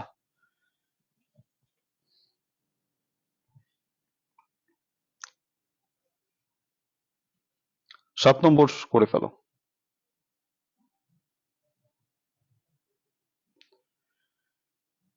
7 নম্বরে বলেছে তারপর একটি চমৎকার ঘটনা ঘটলো।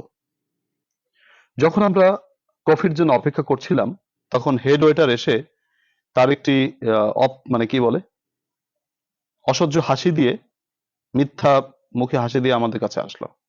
দেখি অর্থটা বোঝো, অর্থটা বুঝে চেষ্টা করে, আমি পরে বললাম। হ্যাঁ, সেফুদা বাংলাদেশের ঐতিহ্যবান জাদু করে রাখা উচিত, যে শব্দ দেয়। আচ্ছা,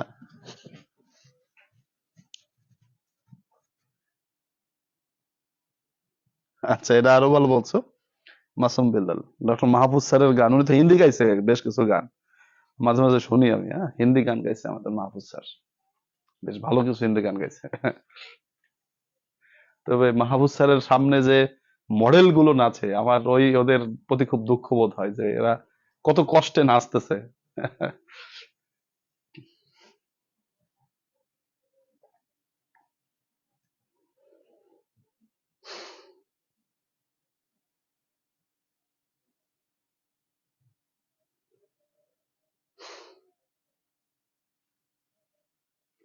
আচ্ছা, পারতেছো না, না আচ্ছা ঠিক আছে, দেখিয়ে দিচ্ছি।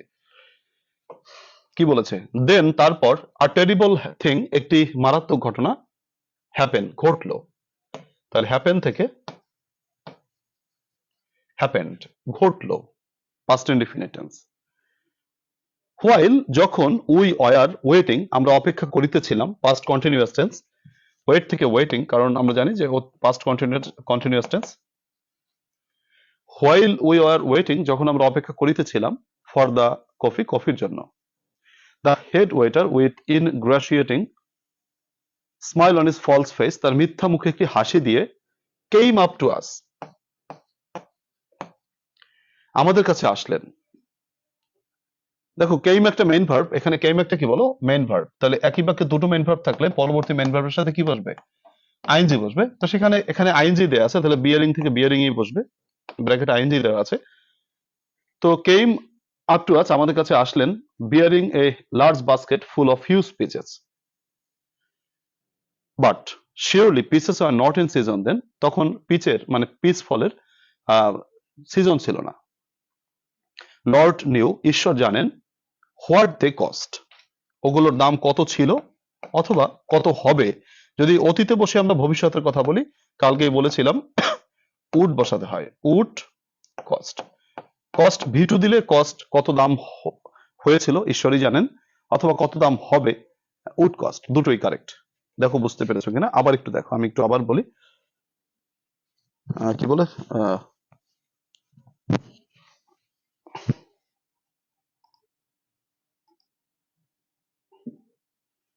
আচ্ছা শব্দে কোনো সমস্যা, আচ্ছা শব্দে কোনো সমস্যা, আচ্ছা কি বলছে, আবার একটু বলি। আ টেরিবল থিং, একটি মারাত্মক ঘটনা, হ্যাপেন থেকে হ্যাপেন্ড, ঘটেছিল, হোয়াইল যখন, উই আর ওয়েট থেকে ওয়েটিং, যখন আমরা অপেক্ষা করিতেছিলাম, ওয়েটিং ফর দ্য কফি, কফির জন্য যখন অপেক্ষা করিতেছিলাম, the head waiter with an ingratiating smile on his false face, মিথ্যা মুখে একটি হাসি দিয়ে, কেম আপ টু আস, আমাদের কাছে আসলেন, bearing of a large basket of huge peaches, but surely pieces were not in season then. Lord knew, ঈশ্বর জানেন, what they cost অথবা would cost, সেগুলোর দাম কত ছিল বা কত হবে।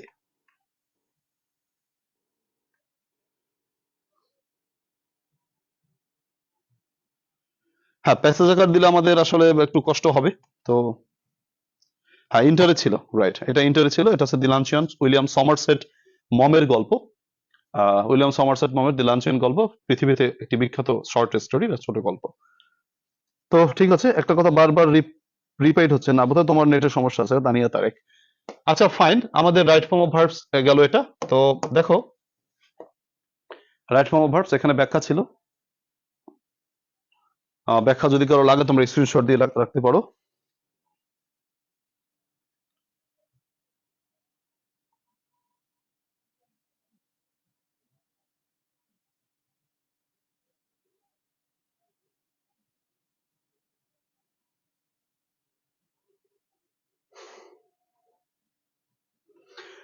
আচ্ছা, এর পরের দিন কিন্তু আমাদের আর প্যাসেজ নাই, এরপর থেকে আলাদা বাক্য, আলাদা বাক্য হলেই আমাদের জন্য খুবই ভালো হয়।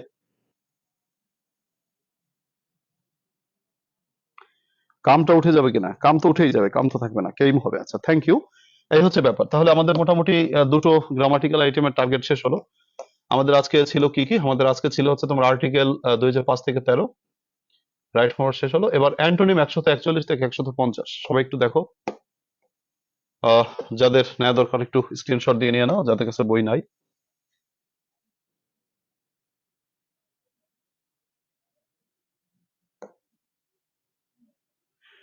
আজকের পরে আমাদের অ্যান্টোনিম শেষ হয়ে যায় 150টা। আচ্ছা দেখো, এখান থেকে এখানে 142টা আছে, তোমার আবার ভেঙে গেছে তো।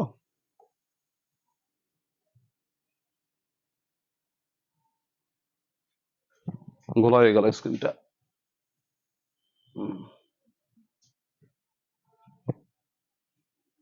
দেখো এই হচ্ছে তোমার 41।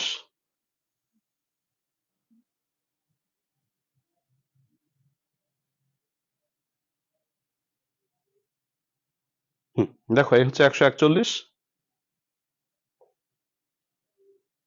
এরপরে হচ্ছে এই,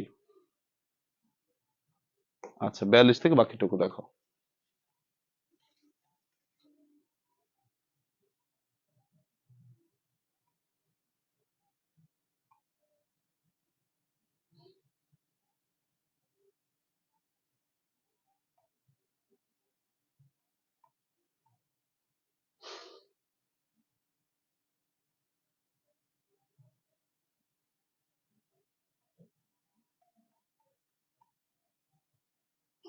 ঠিক আছে, এরপর আসো আমরা অ্যাডভার্টাইজমেন্ট কিছু বাকি ছিল না,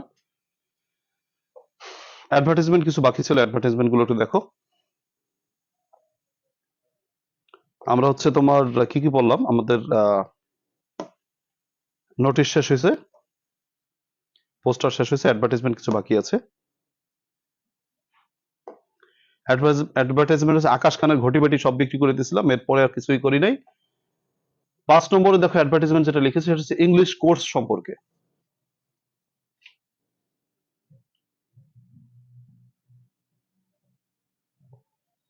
আচ্ছা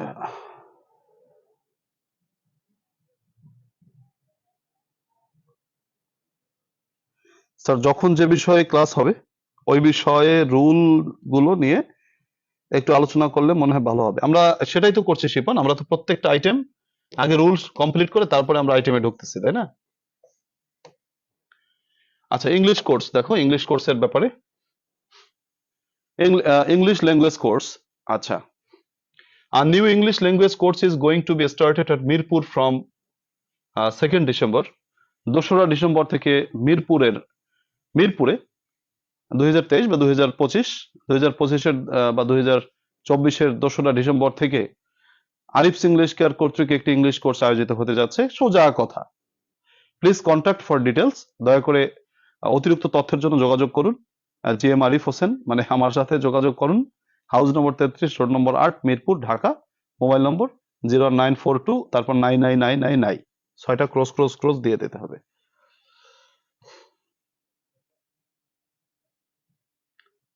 আচ্ছা, ঠিক আছে। হ্যাঁ, সবগুলোই বইতে আছে। এরপর আসো 6, সাম পার্ট টাইম টিচার, কিছু খণ্ডকালীন শিক্ষক প্রয়োজন। সাম পার্ট টাইম টিচার্স নিডেড, কিছু খণ্ডকালীন শিক্ষক প্রয়োজন। সাম part time teachers are needed in English for ABC KG school, ABC KG স্কুলের জন্য কিছু পার্ট টাইম টিচার প্রয়োজন। মিরপুর উইদিন 2nd ডিসেম্বর 2023, 2000 কত সালের মধ্যে, 2023 আর কি। আমি 23 লিখেছি, আমরা সালটা এডিট করে লিখবা। Please contact for details GM Arif Hossain, ঠিকানা, তারপর মোবাইল নম্বর, এরকম করে তোমরা লিখবা। স্যার কি বলছে, এভাবে পড়াগুলো এলোমেলো হচ্ছে মানে কেন?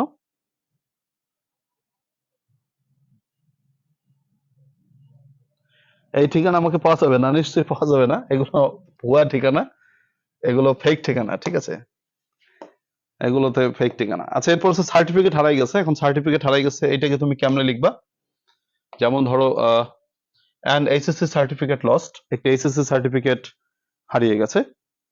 An HSC certificate has been lost today at Mirpur road Janata housing, Mirpur রোডের জনতা হাউজিং একটি সার্টিফিকেট হারিয়ে গেছে। It is very urgent for the student, ছাত্রটির জন্য এটা খুবই urgent. If anyone finds this, কেউ যদি এটাকে খুঁজে পান, he or she is gently requested, তাকে আন্তরিকভাবে বা ভদ্রতার সাথে অনুরোধ করা হলো টু কন্ট্যাক্ট, যোগাযোগ করার জন্য। প্লিজ কন্ট্যাক্ট, দয়া করে যোগাযোগ করবেন।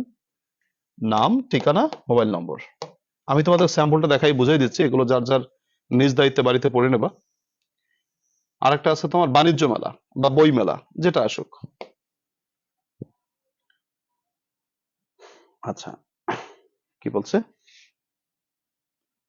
এগুলো কি দিচ্ছেন? হ্যাঁ, এগুলো বুঝাই দিচ্ছি, তারপরে পড়ে নেবা।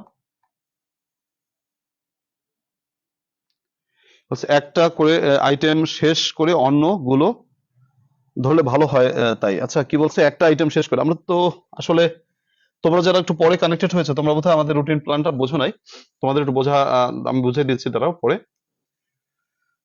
আচ্ছা, আর ট্রেড ফেয়ার অ্যারেঞ্জড, একটি বাণিজ্য মেলা আয়োজিত হয়েছে। আর trade fair has been arranged at Mirpur, Dhaka, ঢাকার মিরপুরে একটি বাণিজ্য মেলা আয়োজিত হয়েছে। It will run from 2nd December to 10 December instant, এটি 2রা ডিসেম্বর থেকে 10ই ডিসেম্বরের মধ্যে আয়োজিত হবে। Arranged by GM Arif Hossain, the mayor, Mirpur পৌরসভা। আরে সর্বনাশ, আমি মিরপুর পৌরসভা বা মিরপুর মিউনিসিপ্যালিটির মেয়র, ব্যাপারটা কেমন না? মিরপুর, ঢাকা। আচ্ছা, যাই হোক, হ্যাঁ, কাল্পনিক ঠিকানা, এটাই সবার কাল্পনিক ঠিকানা, ঠিক আছে। 9 নম্বর, একজন সহকারী আবশ্যক। এটা কিভাবে লেখা যায়? An assistant needed, an assistant is needed for ABC motorcycle store, Mirpur, Dhaka. The salary is negotiable, স্যালারিটা হচ্ছে আলোচনা সাপেক্ষ। প্লিজ কন্ট্যাক্ট, নাম ঠিকানা লিখে দেবা। এইভাবে তোমরা অ্যাডভার্টাইজমেন্ট শো করবা। খুবই কঠিন ব্যাপার স্যাপার, মানে সরি, খুবই সহজ ব্যাপার স্যাপার। অ্যাডভার্টাইজমেন্ট হচ্ছে জনমের সহজ, এটা আর কি। এটা হচ্ছে একেবারে খুবই সহজ, রাজুদার পরাটার মতো, পকেট পরাটা। আচ্ছা, ঠিক আছে। রিপোর্ট আসবে না, রিপোর্ট বাদ, রিপোর্ট তোমাদের আসবে না, রিপোর্ট ডিগ্রিতে আসে, তোমাদের আসে না।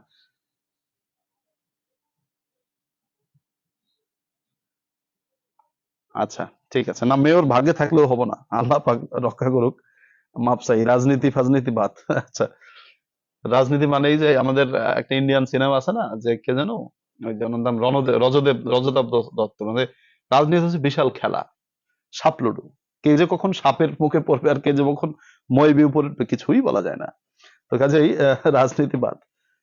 আচ্ছা, তো কি বলছে শেষ না? আচ্ছা, লেটারের কথা বলছিলাম, লেটারটা একটু বুঝাই দেওয়া প্রয়োজন।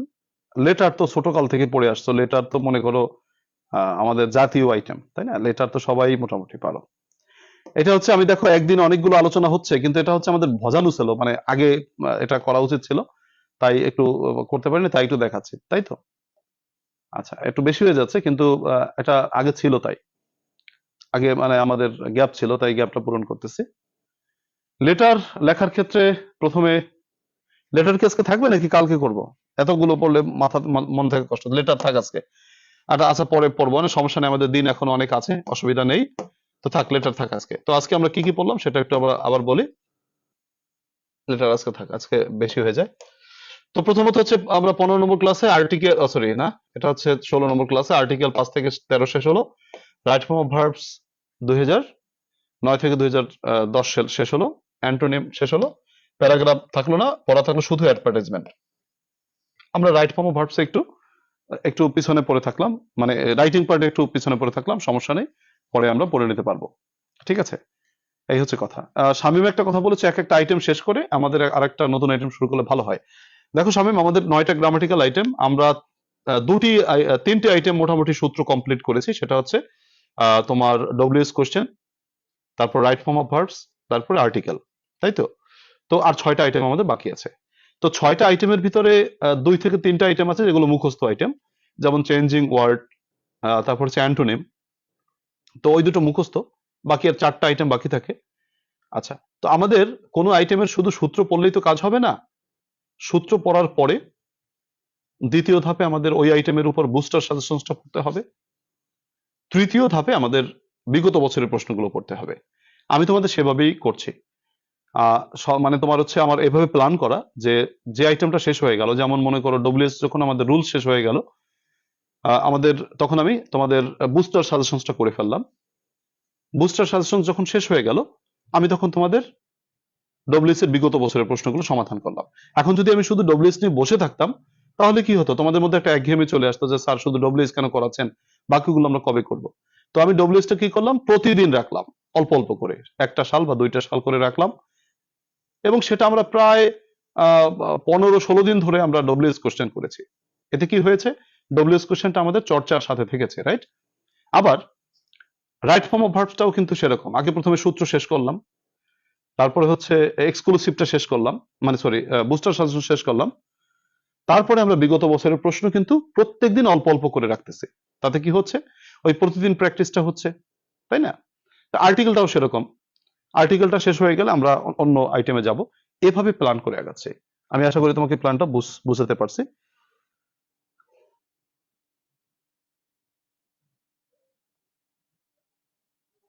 আচ্ছা, থ্যাংক ইউ সোহেল রানা। তো ঠিক আছে, আমরা এখন একটু আলোচনা করি। তোমরা অনেকে বলছো কিভাবে পাস করতে হবে। দেখো, একটু বুড়া কথা বলি, মানে পাস করা মানে একটু বুড়া কথা বলতে প্ল্যানের কথা বলি, এটা পড়াশোনার বাইরের কথা।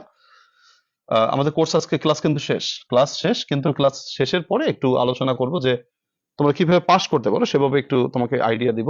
বা অনেকে বলতেছে স্যার 1 মাস আছে, কেমনে কি পড়বো, একটু তোমরা আলোচনা করব, খুবই গুরুত্বপূর্ণ কথা হয়তো তোমাদের জন্য। আচ্ছা দেখো, যেভাবে পাস করাই যাবে ইনশাল্লাহ। আচ্ছা, আমাদের 3টা পার্টে পরীক্ষা, right. Passage part, grammar part, writing part.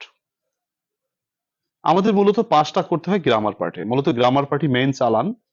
হ্যাঁ, আচ্ছা, তারপরে দেখো আমরা রাইটিং প্যাসেজ পার্টের ব্যাপারটা, প্যাসেজ পার্টে কিভাবে টার্গেট ধরতে পারি আমরা।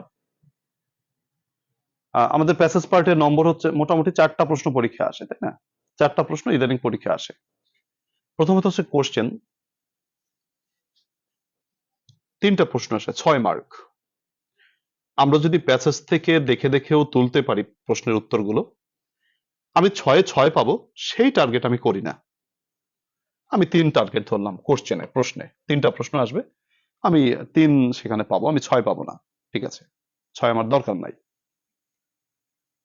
তারপরে প্যাসেজে word meaning plus sentence making তোমাদের আসে, রাইট?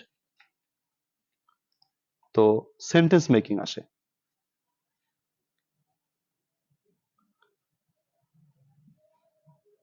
না শামীম, ঠিক আছে, সমস্যা নেই, ভুল কেন তোমার?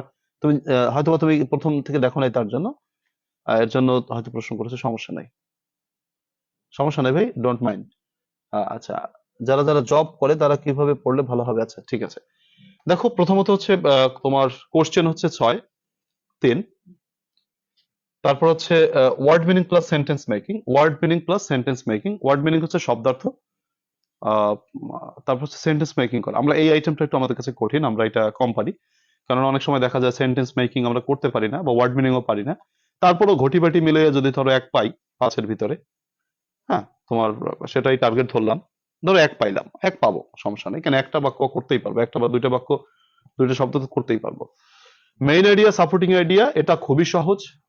তোমরা যারা প্যাসেজের 2-1টা ক্লাস করেছো তারা নিশ্চয়ই জানো প্যাসেজ কেমনে লিখতে হয়। এখান থেকে 2 নিশ্চয়ই আমরা পাবো, সামারিতে 3 পাবো 5-এর ভিতরে।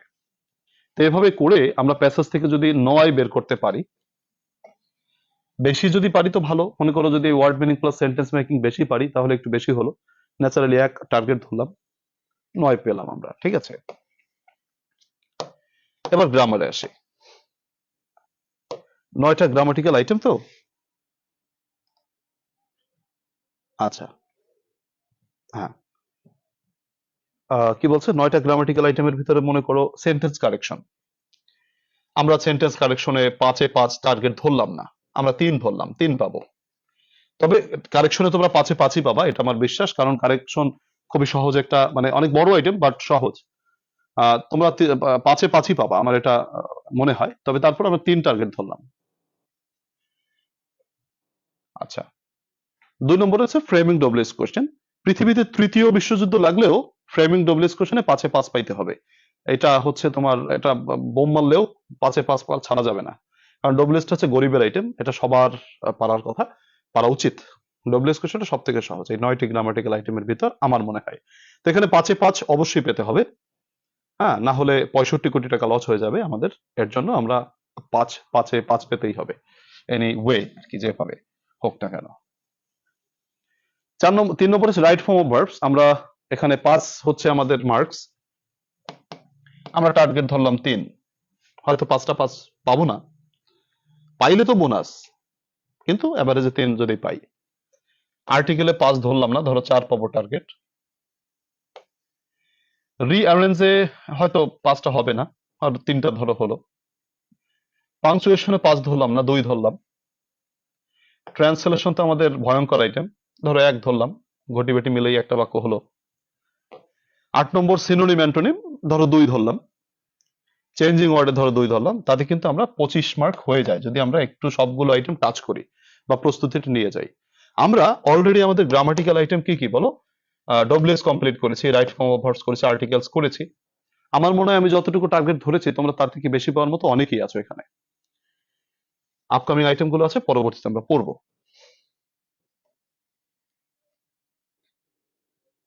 হ্যাঁ, গ্রামারে তো অবশ্যই ফুল মার্কস দেওয়া হয়, গ্রামারে কোনো নম্বর কাটা হয় না।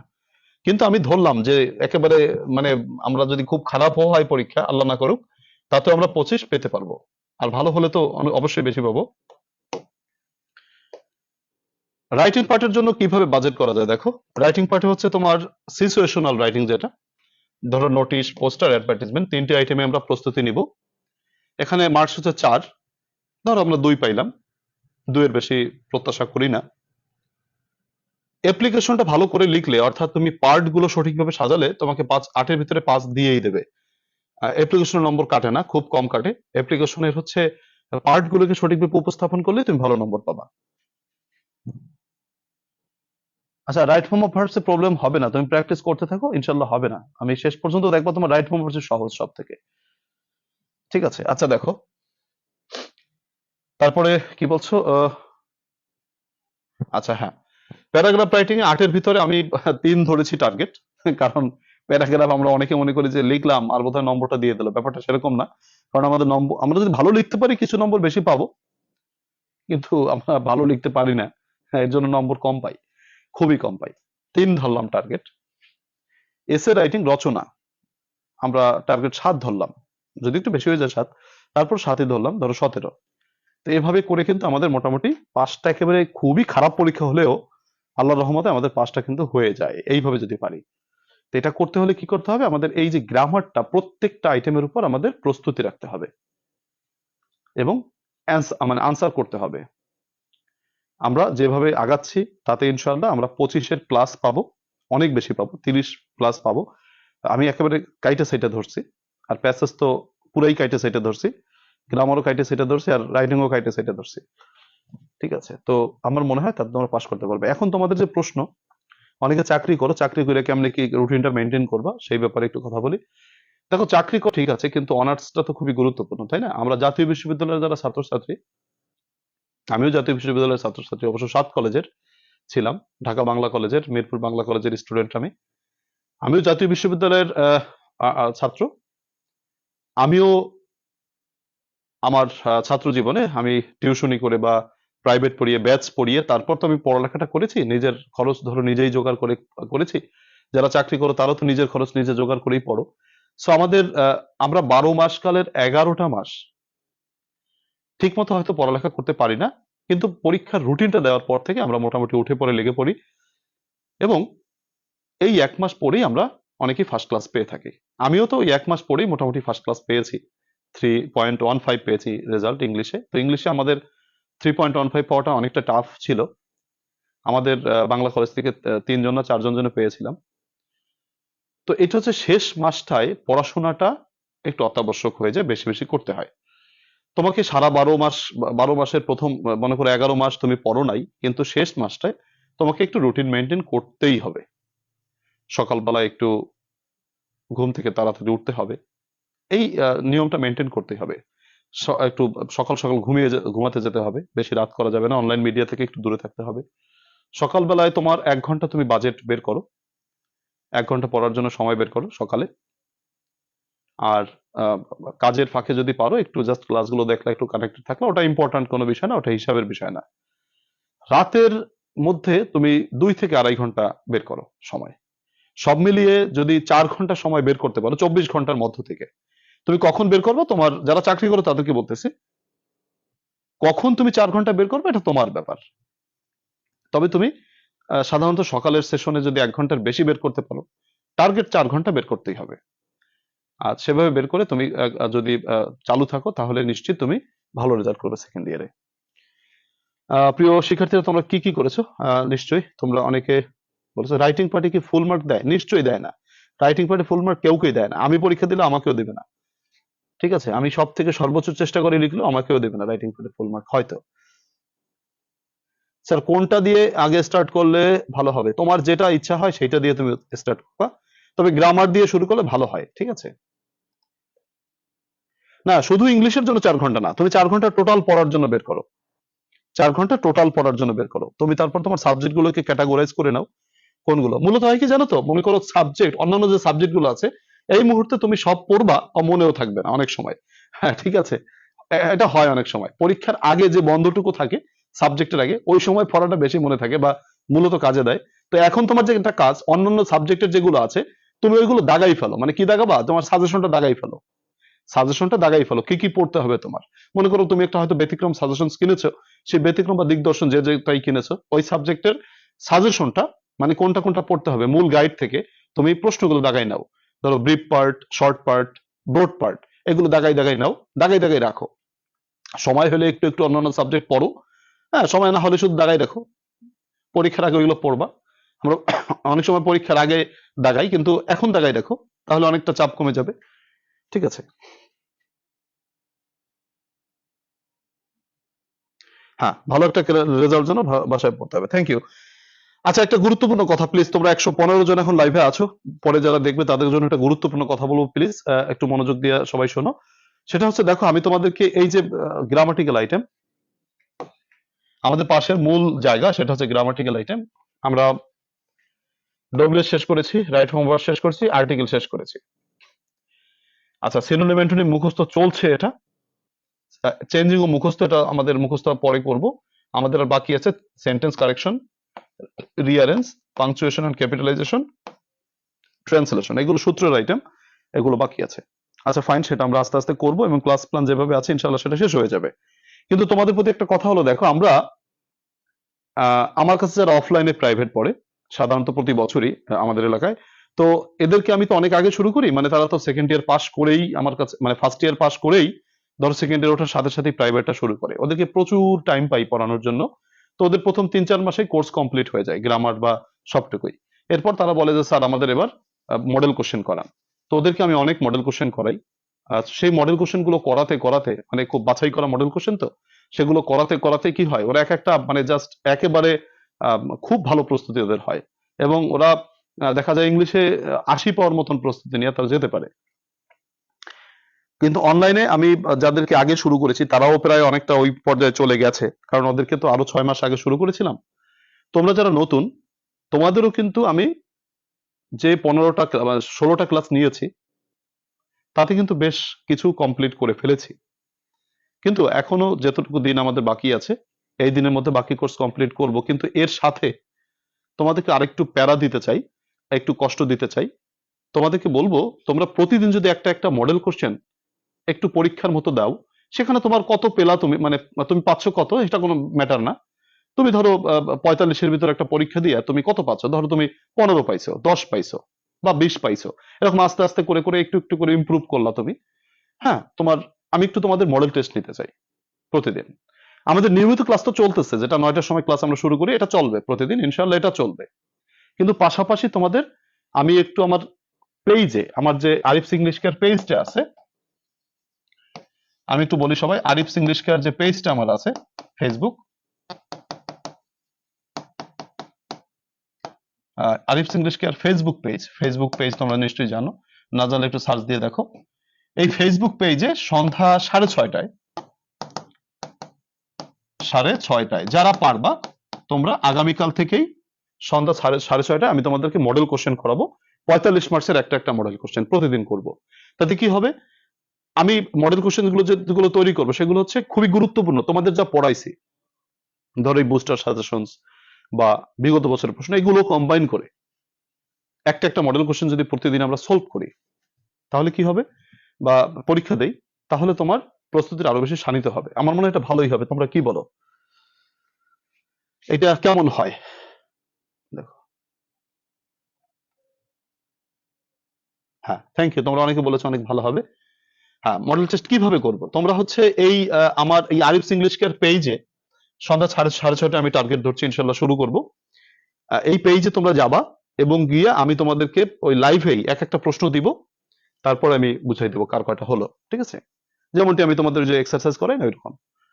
তো এই মডেল টেস্টটা তোমরা লাইভে আমার সাথে দিবে, খাতা কলম নিয়ে বসে পড়বে। এবং এই যে আমরা টার্গেট ধরি ইনশাল্লাহ যতদিন আমাদের হাতে সময় আছে, তাতে কমপক্ষে 20টা মডেল, 20টাও যদি নাও পারি কমপক্ষে 15টা মডেল তো করতেই পারবো, 15টা মডেল টেস্ট করতেই পারবো। যদি 15টা মডেল টেস্ট করতে পারি, এই 15টা মডেল টেস্টে কিন্তু একটা সাজেশনস এর মতো, তাই না? খুবই একটি গুরুত্বপূর্ণ প্রশ্নগুলোকে তো কম্বাইন করে করব। তো এটা খুবই ভালোই হবে, তোমরা আগামীকাল থেকে ইনশাল্লাহ কানেক্টেড হবে। আর আমাদের নিয়মিত যে ক্লাস সেটা তো হচ্ছেই, সেটা ব্যাঘাত ঘটছে না, এটা বোনাস তোমাদের জন্য। 6:30টার সময় লাইভটা হবে মডেল টেস্টটা, শুধু গ্রামার, হ্যাঁ শুধু গ্রামার অংশের, ওটা শুধু গ্রামার অংশের, ওটা হচ্ছে অন্য কোনো আইটেম আমাদের রাখবো না, শুধু গ্রামার অংশ রাখবো, ঠিক আছে? Thank you. হ্যাঁ ঠিক আছে, তো আগামীকালকে থেকে আমরা মূলত মডেল কোশ্চেন শুরু করব। সুপ্রিয় শিক্ষার্থীরা, শেষ মাস, আমরা পরীক্ষার, বলতে গেলে পরীক্ষার মাসে প্রবেশ করেছি। আমাদের হাতে জাস্ট আর 30টা দিন সময় আছে, 30-31 দিন সময় আছে। এর মধ্যে তোমাকে বলবো প্রতিদিন চেষ্টা করো তোমার 24টি ঘন্টা থেকে 4টি ঘন্টা কমপক্ষে তুমি পড়াশোনার জন্য বের করো।